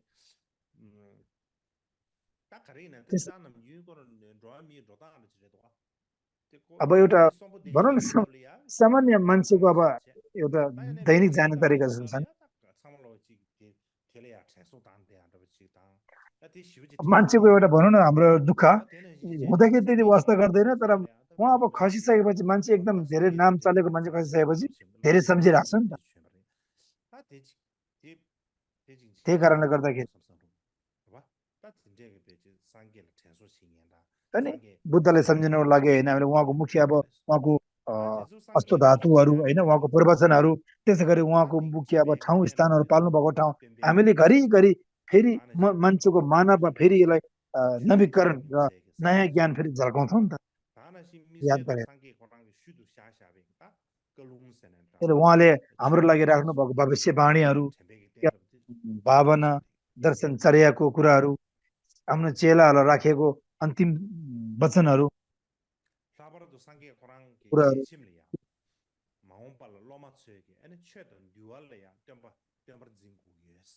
बुद्धले अन्तिम वाणी के राख्नुभयो भन्दाखेरि भविष्यमा चेलाहरूले चाहिँ धर्म र विनयमा चाहिँ शास्त्र याद गर्नुपर्दछ। अर्थात् जे भयो उहाँले बताउनु भएको धर्म, उहाँले बाटो देखाउनु भएको, सत्य मार्ग देखाउनु भएको एउटा विनय धर्म चाहिँ बुद्ध हो, एउटा मार्गदर्शक हो भने यो हुनु पर्दछ, यसले पक्रिनु पर्दछ भने यसरी बताउनु भएको छ। त्यसैले मुख्य बौद्ध धर्म हो। त्यसैले उहाँ उहाँ बुद्ध उहाँ परिनिर्वाण भइसकेपछि मुख्य मनको एउटा स्रोत भूमि भनेको चाहिँ के हो त? बौद्ध धर्म रहेको। त्यसैले यो बौद्ध धर्म नै कस्तो भने हामीले सोच्ने तरिकाहरू कसरी हामीले अभ्यास गर्नुपर्छ, कसरी अप्नाउनु पर्छ, यो अत्यन्त मुख्य बुँदा रहेको छ। यो मुख्य बुँदाहरू, यो निचोडहरू हो। यसलाई कसरी हामीले अप्नाउने, अभ्यास गर्ने, कसरी वास्तविक जीवनमा उतार्ने, व्यवहारमा कसरी ल्याउने भन्ने कुराको मुख्य निचोडहरू हो। यो फैलिने क्रममा धेरै समस्या रह्यो। बुद्ध परिनिर्वाण भइसकेपछि बौद्ध शासन चाहिँ भित्र धेरै समस्याहरू उल्झियो, सङ्कटहरू आयो। जस्तै उदाहरण के हो त भन्दा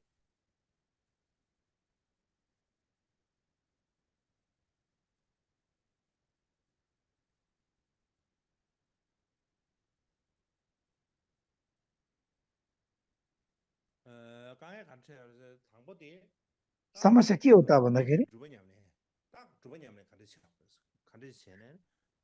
साधना कसरी गर्ने, हामीले क्रमैसँग साधना कसरी गर्ने, आफूभित्र आफ्नो अनुभूतिलाई कसरी फैलाउने।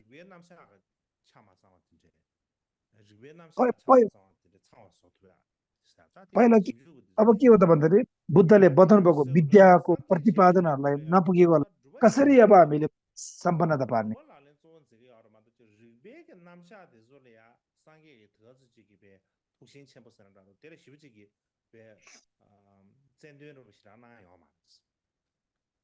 अब बुद्धको कालमा मलाई प्रायः ध्यान साधना गर्ने मुख्य गएको भए अनि बुद्धि चलाउने यसरी विद्याको प्रतिपादनहरू त्यति अब गम्भीर गएको छैन।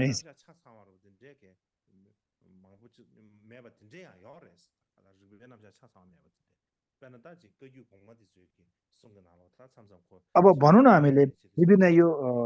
विद्याको कुराहरू होइन, प्रतिस्पर्धा गर्ने कुराहरू यस्तै अब कहियो पूर्व कहिपा हेर्ने भने यसरी अब यसलाई निषेध गर्ने, साधना रोकथाम गर्ने विद्या भनेको के हो यति राखेको छैन नि त। यसलाई कहिले क्लब मेपा पनि भनिन्छ नि। अर्थात् यो कुनै तर्क वितर्क नभएको कहिपा भने यसरी पनि भनेको छ नि, नराखेको। त्यसैले बुद्धको कालमा चाहिँ धेरै ध्यान र समाधिमा जोड दिएको कुराहरू दर्शाउँदछ।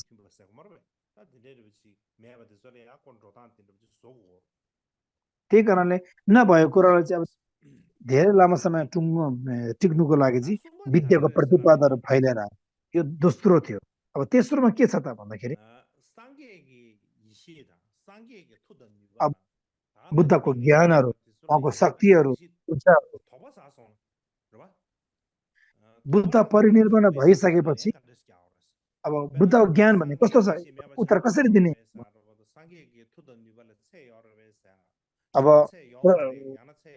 कसरी यो उत्तर दिने भन्दा यो उदाहरण अब कसैले प्रश्न गर्छ नि, बुद्धको अब ज्ञानमा सीमा छ कि छैन, कस्तो प्रकारको ज्ञान हो यो, यसको बल तागत कति छ भने यसको सीमा छ कि छैन भन्ने अब प्रश्न हो। अब तार्किकहरूसँग, हिन्दूहरूसँग कुनै अब तर्क वितर्क भयो भने कसरी हामीले आम्न सामना गर्ने त भन्ने कुराहरू पनि आउँछ। बाहिरी अब हिन्दूजनको जुन प्रमाणहरूले हाम्रो लागि निषेध गर्यो, पक्षपात गर्यो, यसलाई अब रोकथामको लागि विभिन्न विघ्नबाधहरू मच्यो भने त्यसलाई कसरी आम्ने सामना गर्ने भन्ने कुराहरू पनि आउँछ। बौद्ध धर्मको भिक्षु समुदायमा दर्शनहरू बेग्लै बेग्लै भएमा कसरी यसलाई शान्त पार्ने कुरा पनि आउँछ। भन्दाखेरि अब बुद्ध परिनिर्वाण भएपछि जुन श्रद्धावान भक्ति भएको बुद्धलाई अब सम्झिनको लागि बुद्धले जस्तो बताउनु भएको कुरा नि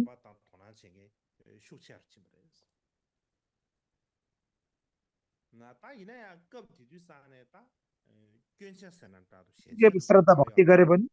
पहिला जस्तै बुद्ध दर्शन गर्नु पाउँदैन। परिनिर्वाण भइसकेपछि बुद्धले जति पनि श्रद्धा भक्ति गरेको अब यो धेरै अब चाहना इच्छाहरू गाड्दै गए बुद्ध नभइसकेपछि उहाँले बताउनु भएको कुराहरू याद आउँछ नि त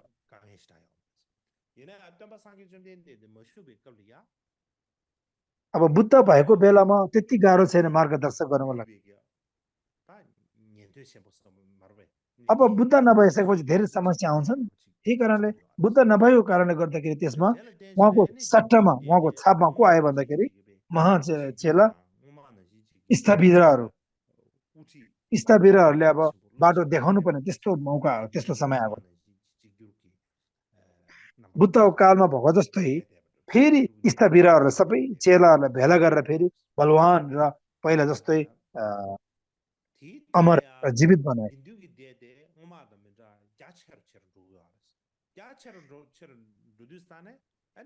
बुद्धको कालमा भन्दाखेरि भिक्षुकहरूले एकदम भैलेर गयो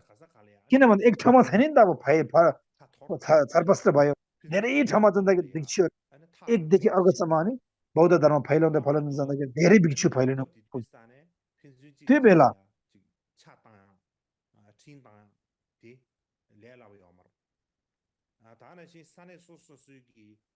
अब त्यो बेला अब सजाय दिने अब त्यो बेला अब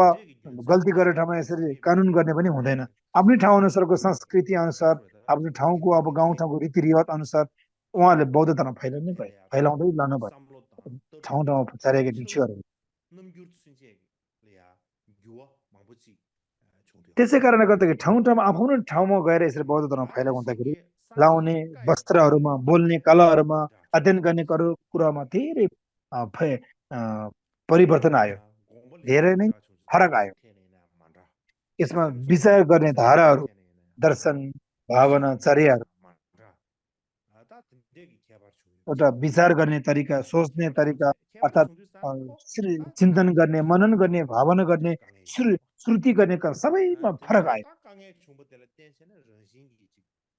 त्यसैले यो धेरै अब आफ्नो संस्कृति संस्कार रीतिरिवाज अनुसार गर्ने गर्दाखेरि धेरै दर्शनहरू मिलेनन् अनि आफ्नै पक्षमा यसरी हुने हुँदाखेरि धेरै धेरै फरक आउँदाखेरि धेरै यसमा समस्याहरू आउँदाखेरि अनि यसरी सूचनाहरू विभिन्न ठाउँमा नमिल्नु कारण यो छुटिनुको कारण यसरी भएको दर्शन फरक भावना फरक समस्या फरक संस्कृति फरक देश फरक भएको कारणले गर्दाखेरि यसरी फरक आउनु कारण मुख्य कुरा यिनीहरू रह्यो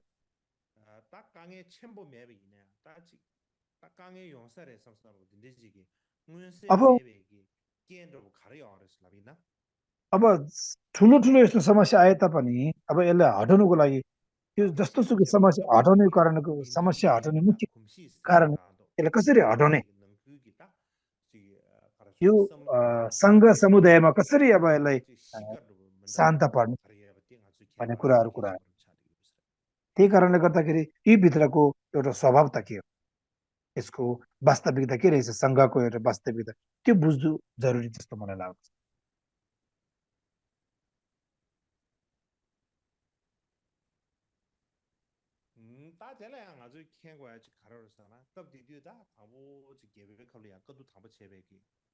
त्यही कारणले अब बुद्धको पहिलो चरणको बुद्ध वचन सङ्कलन गरिसकिसकेर यसको अन्तिम राम्रो भयो सुसम्पन्न भयो त्यो भएको कारणले गर्दाखेरि यसले के जनाउँदछ सम्पन्न भएको स्थविर महाकश्यपले उहाँलाई अब सपोर्ट गर्ने उहाँलाई सहायता गर्ने मुख्य अब उहाँलाई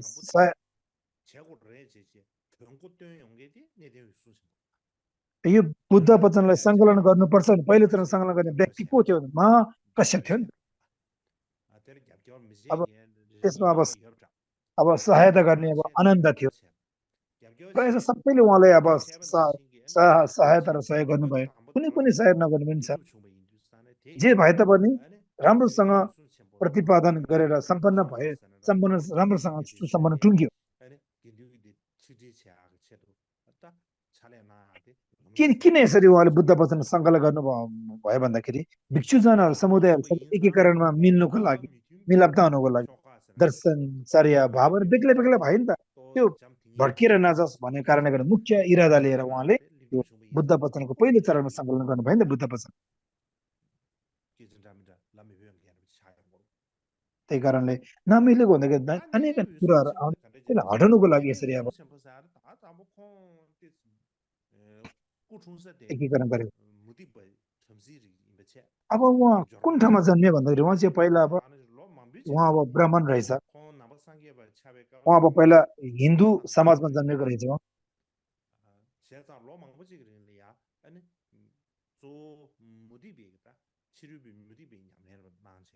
उहाँ चाहिँ धेरै समयसम्म महाकाश्यप चाहिँ हिन्दूको धेरै अब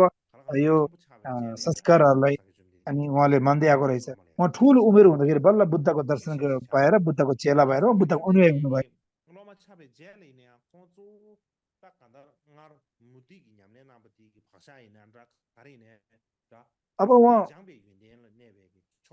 अब उहाँ बुद्धको चेला भएर पनि ब्राह्मणको ज्ञानहरू सबै उहाँसँग पोख्त भएकोले त्यो एउटा विचारले उहाँको ज्ञान कला भएकोले अनि उहाँलाई धेरै ज्ञानहरू थियो अब यो जैनिस धर्महरू अनेक अब भनौँ न अब सबै पोख्त भएको जस्तो कि अब ध्यान गर्ने अब जैनिज्महरू छ उहाँहरूलाई एउटा ब्रह्मचर्य भनौँ न त्यस्तो धेरै नै थियो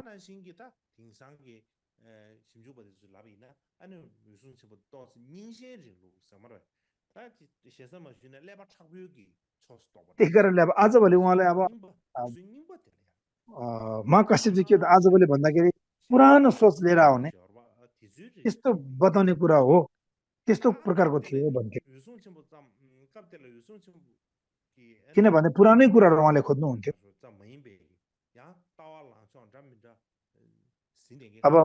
महाकाश्यप मात्रै नभएर अब तीन प्रकारको थियो यस्तो त्यो को थियो भन्दाखेरि उहाँ जस्तै प्राचीन कुराहरूलाई चाहिँ वास्ता गर्ने मुख्य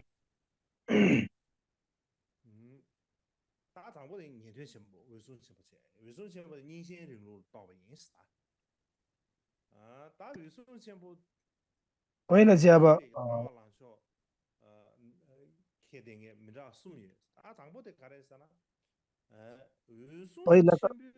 पहिला कश्यप थिए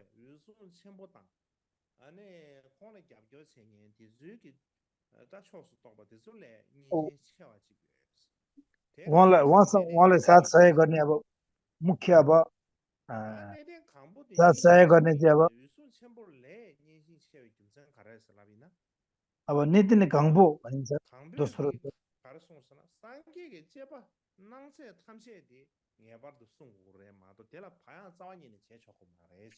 अब नितिन घाङ्बो भनिन्छ दोस्रो चाहिँ उहाँ चाहिँ के हो त भन्दाखेरि अब बुद्धले जस्तो सुकै बताउनु भयो भने त्यसलाई हामीले कुनै कुरा अनावश्यक गर्नु हुँदैन त्यसलाई चाहिँ सबै कुरा हामीले लिनुपर्दछ भन कुनै कुरा नछाड्ने त्यस्तो थियो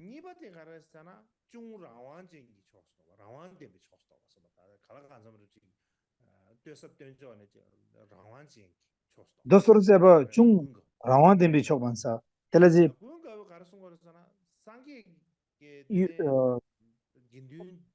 कश्यपको पक्षमा आउने साथसाय गर्ने चाहिँ यो स्थावीर घाङ्बो भन्ने थियो दोस्रोमा चाहिँ अब आनन्द थियो दोस्रो चाहिँ यो चाहिँ के थियो त भन्दाखेरि बुद्धले बताउनु भएको मध्य मार्गहरू उहाँले बताउनु भएको इरादाहरू मुख्य कुरासँग मिल्नु पर्दछ अनि मुख्य अनि समय अनुसार समय चाहिँ चल्नुपर्छ है भन्ने यसरी अब त्यसरी हामीले बुद्धको वचनलाई चाहिँ याद गर्नुपर्दछ भन्ने यसरी उहाँको इरादा अब त्यसपछि चाहिँ को थियो भन्दाखेरि अब 5 भद्रवर्गीय भिक्षुमा बास्पा थियो लङ्बा भनिन्छ हामीले उहाँले चाहिँ के हो त भन्दाखेरि उहाँले चाहिँ के भन्दा बुद्धले जस्तो बताए त्यही नै हामीले सक्दैन समय अनुसार हामीले अलिकति हल्का हिसाबले मान्छेको सोच्ने हिसाबले जानु पर्दछ यसरी अब बताउनु पर्ने यसरी लङ्बाले बनाउँदो रहेछ त्यो चाहिँ अब महासङ्घकै भित्र यसरी महासङ्घिका त्यसैले महासङ्घिका चाहिँ फराकिलो सोचमा फैलिएर गयो त्यसरी बन्नु पुग्यो यो मैले बताउनु कारण के हो भन्दाखेरि पछि गएर यो चारवटा निकायहरू मुख्य फैलिने हो कारण समस्या आउनु कारण के हो भन्दाखेरि पहिला अब 3 जना यो बुद्ध परिनिर्वाण भइसकेर यो 3 जना मान्छेहरू चाहिँ अब बौद्ध धर्म चाहिँ कसरी पक्रिने कस्तो कस्तो विचारले यसरी आयो दर्शन भावनाचार्यहरूलाई कसरी अब स्वीकार गर्ने भन्ने कुराहरू यहाँदेखि आयो नि त यो पाएको कारणले नै पछि चारवटा निकायहरू चाहिँ यसरी फैल्न पुगेको हो नि त भन्ने कुरा चाहिँ बुद्धको लागि मैले बताएँ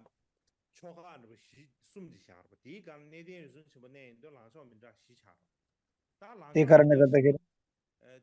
यसलाई चार प्रकारको रहेछ आनन्द कश्यप त्यसै गरी यो बाष्प गरी अब 3-4 जना रहेछ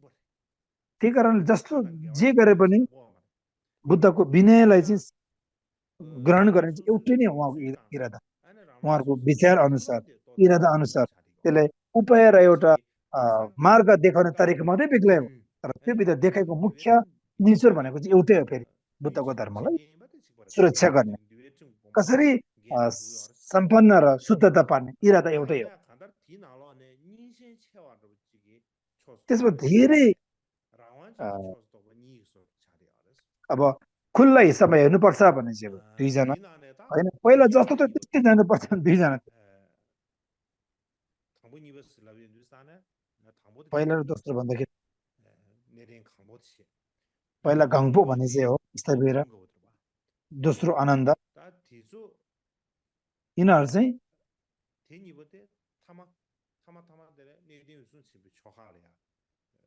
यो 2 जना चाहिँ वेसुङको पक्षमा गयो आनन्द र गङ्बो पहिला जस्तो छ त्यस्तै हुनुपर्दछ भनेर तेस्रो र चौथो लङ्पाओ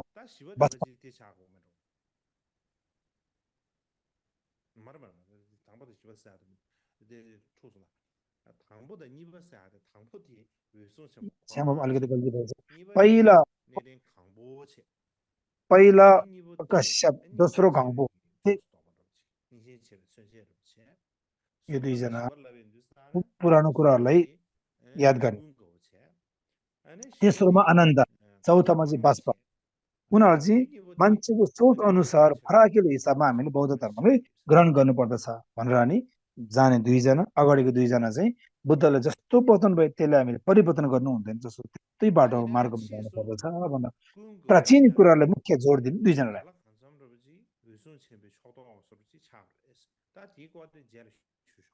अनि पछि गएर यो कश्यपको पक्षमा धेरै भएको थियो यसको पछि गर्नेछु अब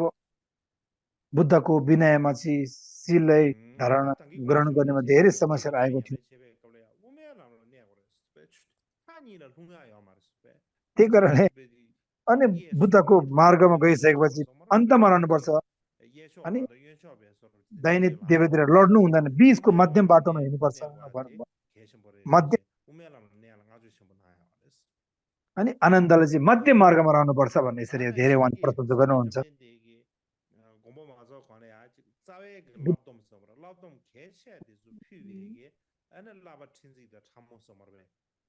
बुद्ध परिनिर्वाण हुनु नहुनु अगाडि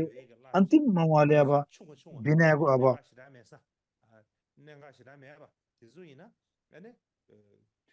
बुद्धले भन्नुभएको छ कि मुख्य अब नभएको चाहिँ के हो त मेन कुरा चाहिँ मूल कुरा चाहिँ राम्रोसँग पकाउनु पर्दछ अङ्गहरू त्यसको भागहरू चाहिँ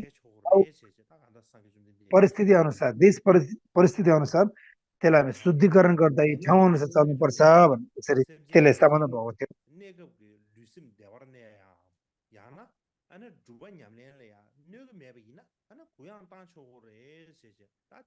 अब बुद्धले भन्नुभएको थियो नि परिनिर्वाण नहुनु अगाडि हिंसा छैन हेला छैन सबैलाई फाइदा अनुसार छ सबैलाई राम्रो हुनेछ सत्य मार्गमा जानु सक्षम हुन्छ भने त्यसलाई फराकिलो हिसाबले हेरे पनि हुन्छ भनेर बताउनु भएको थियो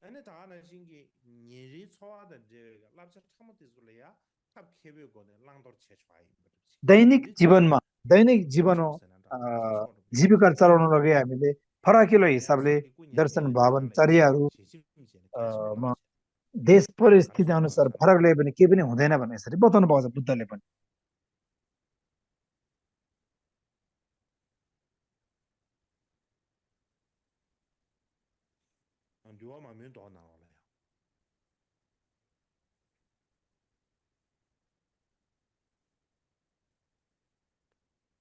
यो विनय मम सूत्रभित्र के बताएको छ भन्दाखेरि अब यसको अर्थ लाग्छ तर मैले अनुवाद गरेको छु थोरै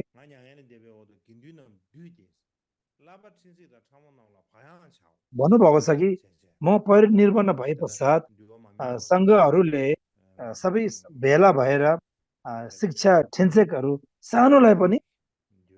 चासो गर्नुपर्छ सानो सिलहरूलाई पनि शिक्षाहरूलाई पनि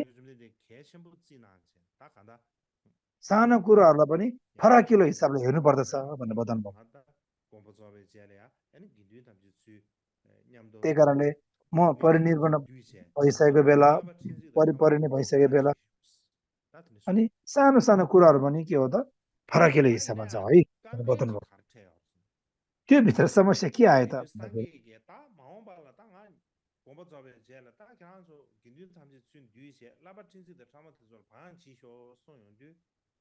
बुद्धले बताउनु भएको छ म परिनिर्वाण भइसकेपछि सानोतिनो शिक्षाशीलहरूलाई चाहिँ फराकिलो हिसाबले खुल्ला हिसाबले सोच विचार त्यसमा के पनि हुन्छ यो कसरी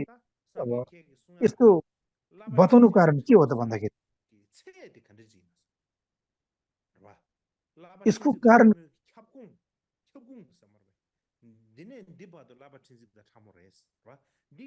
अब यसको प्रश्न उठ्छ कस्तो हो त ठिक छ अहिलेको हाल समयमा बुद्ध परिनिर्वाण भइसक्यो अब सानोतिनो सिलहरूलाई यो विनयभित्र बताएको शिक्षाहरूलाई सिलहरूलाई पालना गर्ने कुराहरू कसरी हल्का हिसाबले खुल्ला हिसाबले हेर्ने त यसको कहाँदेखि कहाँसम्म सीमा के हो यसको कारण कसरी ल्याउने अर्थ के हो भन्ने प्रश्न गर्दा भन्दाखेरि पछि गएर अनि यो यसको विषय प्रश्न गर्ने क्रममा सोध्ने क्रममा नि कश्यपले बुद्धले त बताउनु भयो पछि गएर आनन्दले अब सोध्नु भयो यो कुरा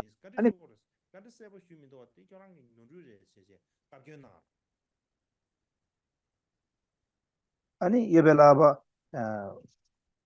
फरकिलो हिसाबले जानु पर्दछ भनेर बुद्धले बताउनु कारण के हो कश्यपले सोद्धाखेरि अनि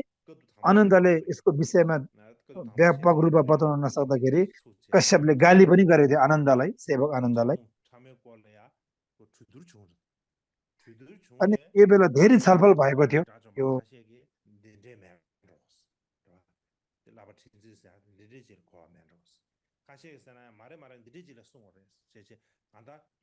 अनि पछि गएर अब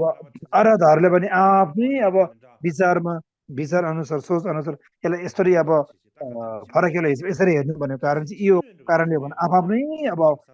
विचारहरू आएको थियो तर सामान्य समग्र हिसाबले एउटै चाहिँ मिल्नु पुगेन समग्र हिसाबले मिल्नु पुगेन त्यसै कारणले गर्दाखेरि हुइसुङ अर्थात् कश्यपले के बताउनु भयो भन्दाखेरि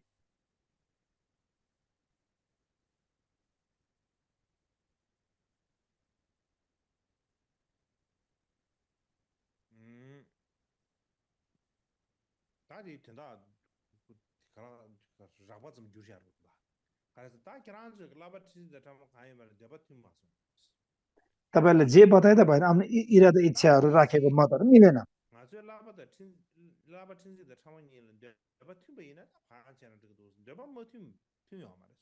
अब फरकिलो हिसाबले सोध्नु मिल्छ तर कुरा नमिलिसकेपछि यसरी फरकिलो हिसाबले हामीले यसलाई प्रयोग गर्नु मिल्दैन विचार गर्नु मिल्दैन जस्तो त त्यस्तै हामीले बताउनु गर्दछ भन्ने यसरी बतायो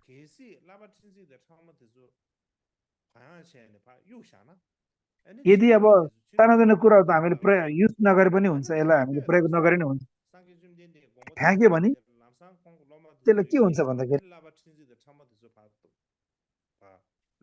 हिन्दूहरूले तर्कीहरूले के भन्नुहुन्छ भन्दाखेरि हेर त बुद्ध परिनिर्वाण भइसकिसकेर यो श्रमणे यो घेजोङहरू शिक्षामाणहरू होइन अब चेलाहरू के हो, सानो सानो सानो तिला शिलाहरूलाई पनि राम्रोसँग पुरै अनु पालना नगर्दै सबै खेतोपानी गरेर बिगार्दै हिँड्दो रहेछ। मान्छेले भनिसक्यो, के कारणले गर्दा यिनै अनुसार परिवर्तन यसरी कहाँ गर्नु मिल्छ र यसलाई? बुद्धको कालमा कस्तो थियो, अहिले कस्तो भयो भने त्यस्तो भनाबहिरी पनि आइयो, के हो त्यही कारणले फाल्नु मिल्दैन कुरा पनि आउँछ। त्यही कारणले यो फेफम भनेको चाहिँ पतनदेखि पनि सानोतिनो कुराहरू चाहिँ अब पतनको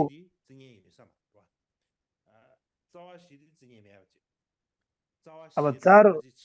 अब मूल अब चाहे तुवा मूल चारवटा पतन हुने कुरा चाहिँ अब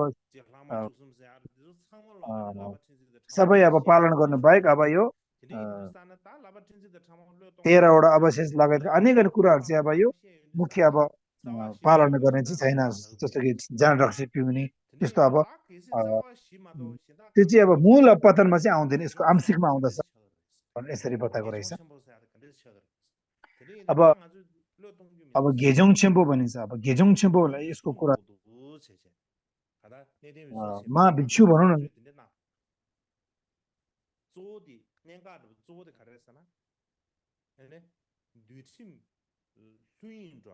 महाभिक्षुजनहरूलाई अनि कसरी उहाँले पालना गर्ने यो के हो भने यसको विषयमा छलफल भएको थियो। त्यही कारणले यो हामीले हिसाबले यसरी नाना थरी पनि गर्नु हुँदैन। तार्किक लगायतका दुले हामीलाई धेरै अब गर्ने यसलाई हामीले लगाउनु पर्दछ भने यसरी कुराहरू पनि आएको छ।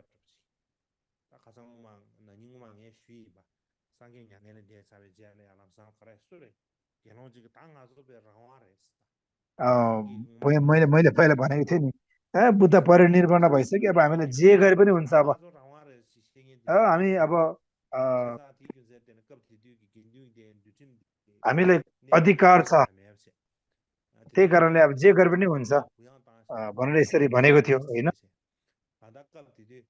अब फ्रिडम हो भनेर अनि त्यस्तो गर्यो भने मिल्दैन। बुद्ध परिनिर्वाण भइसक्यो, त्यस्तो चेपाइते गर्नु हुँदैन। अनि त्यस्तो धेरै बिग्रियो कारणले गर्दाखेरि अनि महाकश्यपले चाहिँ धेरै अब बुद्धको धर्मलाई अब धेरै अब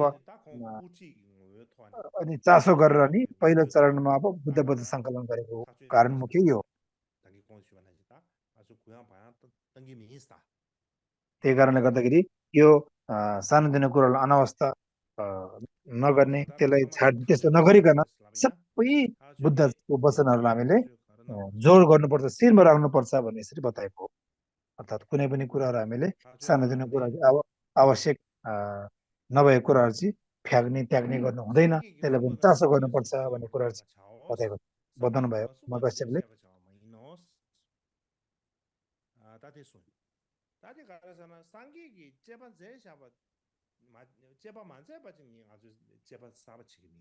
त्यही कारणले के भन्ने भन्दाखेरि बुद्धले जुन कुरा बताउनु भएको छ त्यो कुरोलाई हामीले चासो गर्नु पर्दछ। जुन कुरो बुद्धले अनुसन्धान गर्नुभएको छ त्यो कुरोमा हामी अनुसन्धान गर्नु जरुरी छैन, यस्तो निष्कर्ष यो टुङ्ग्यो।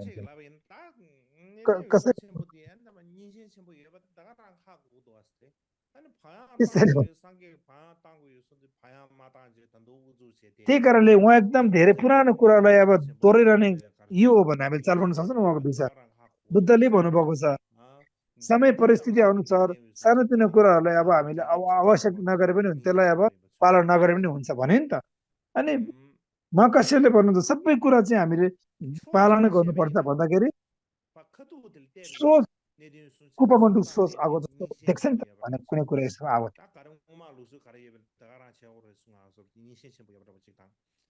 पहिला जे थियो त्यही नै पालना गर्नुपर्छ, बुद्धको कालमा जे थियो त्यही नै गर्नुपर्छ भन्ने कारणले अनि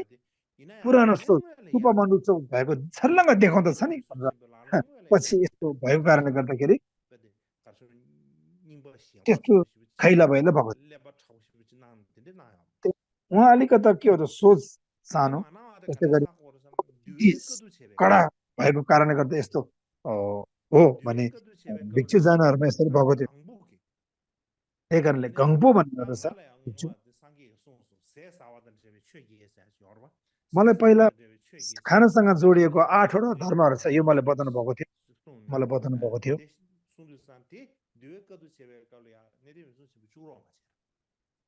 यो चाहिँ के हो त कश्यपले चाहिँ बुद्ध वचन सङ्कलन गर्दाखेरि यो हाल्नु दिएन।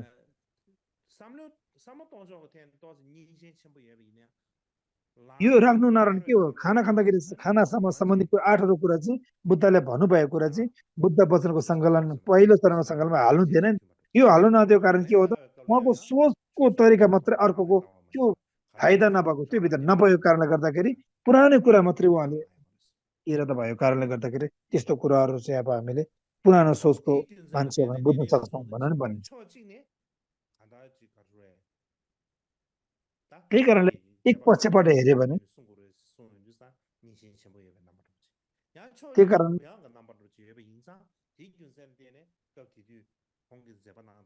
त्यही कारण एक पक्षबाट हेऱ्यो भने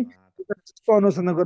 गर्नुपर्छ भने त्यस्तो मात्रै, अनि एकदम सानो सोच पनि आयो अरू नगर्ने, फेरि के हो त त्यस परिस्थिति अनुसार जानु पर्दछ भन्ने फरकिलो सोच पनि आयो म चाहिँ फेरि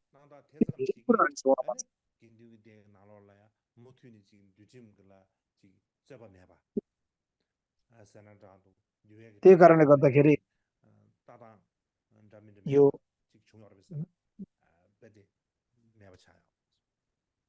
त्यसै कारणले विनयमा पनि अब यो भिक्षु वर्गभित्र सबै मिलेको, सबैजना भिन्नता नभएको यस्तो आयो त आएको छैन त्यस्तो। अनि एकसमा के हो त यो दर्शनहरू नमिल्ने कुराहरू चाहिँ अनि प्रष्ट हुँदै गए। यसमा मुख्य 2 कुरा रहेछ। यसमा एउटा फरक हुनुको कारण के हो त भन्दाखेरि पहिला अब ग्रामीण क्षेत्र भनौँ न, अब पुरानो ग्रामीण क्षेत्र अर्थात् विकास नभएको ठाउँ बौद्ध धर्म भए, बौद्ध धर्म फैलनुमा धेरै समस्या र सङ्कटहरू अब खेप्नु परेको थियो।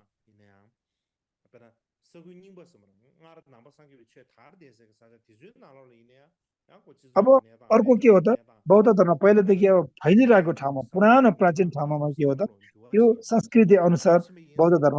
पालना गर्ने प्रचार गर्ने बेलामा धेरै परिवर्तन आएको थियो, बदलाव आएको थियो। त्यसले गर्दाखेरि पनि बौद्ध धर्मको शीलहरूलाई पालना गर्ने तरिकाहरू नमिल्ने पनि हुन सक्दछ। त्यही कारण यस्तो घटनाहरू, यस्तो कुराहरू चाहिँ हामीले फेरि के हो त हामीले जाँचो गर्दै अनुसन्धान गर्नु जरुरी छ। पहिला भएको शीलहरूलाई बिग्रिएको कारण, विकृति भएकोले त्यसलाई हामीले प्रतिपादन गरेर त्यसलाई नवीकरण गर्ने, बिग्रिएको कुराहरूलाई नभए के हो त बुद्धले बताउनु भएको कुराहरूलाई स्पष्ट रूपमा जाने यसलाई राख्नुपर्ने त्यस्तो कुराहरू चाहिँ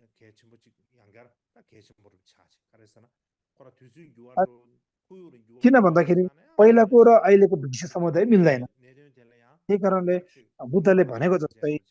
देश परिस्थिति अनुसार समय अनुसार परिवर्तन गर्नुपर्दछ भन्ने कुरा चाहिँ अब यसरी जानु पर्दछ। अनि आजको लागि यति नै, पर्सि फेरि निरन्तरता दिने। धन्यवाद।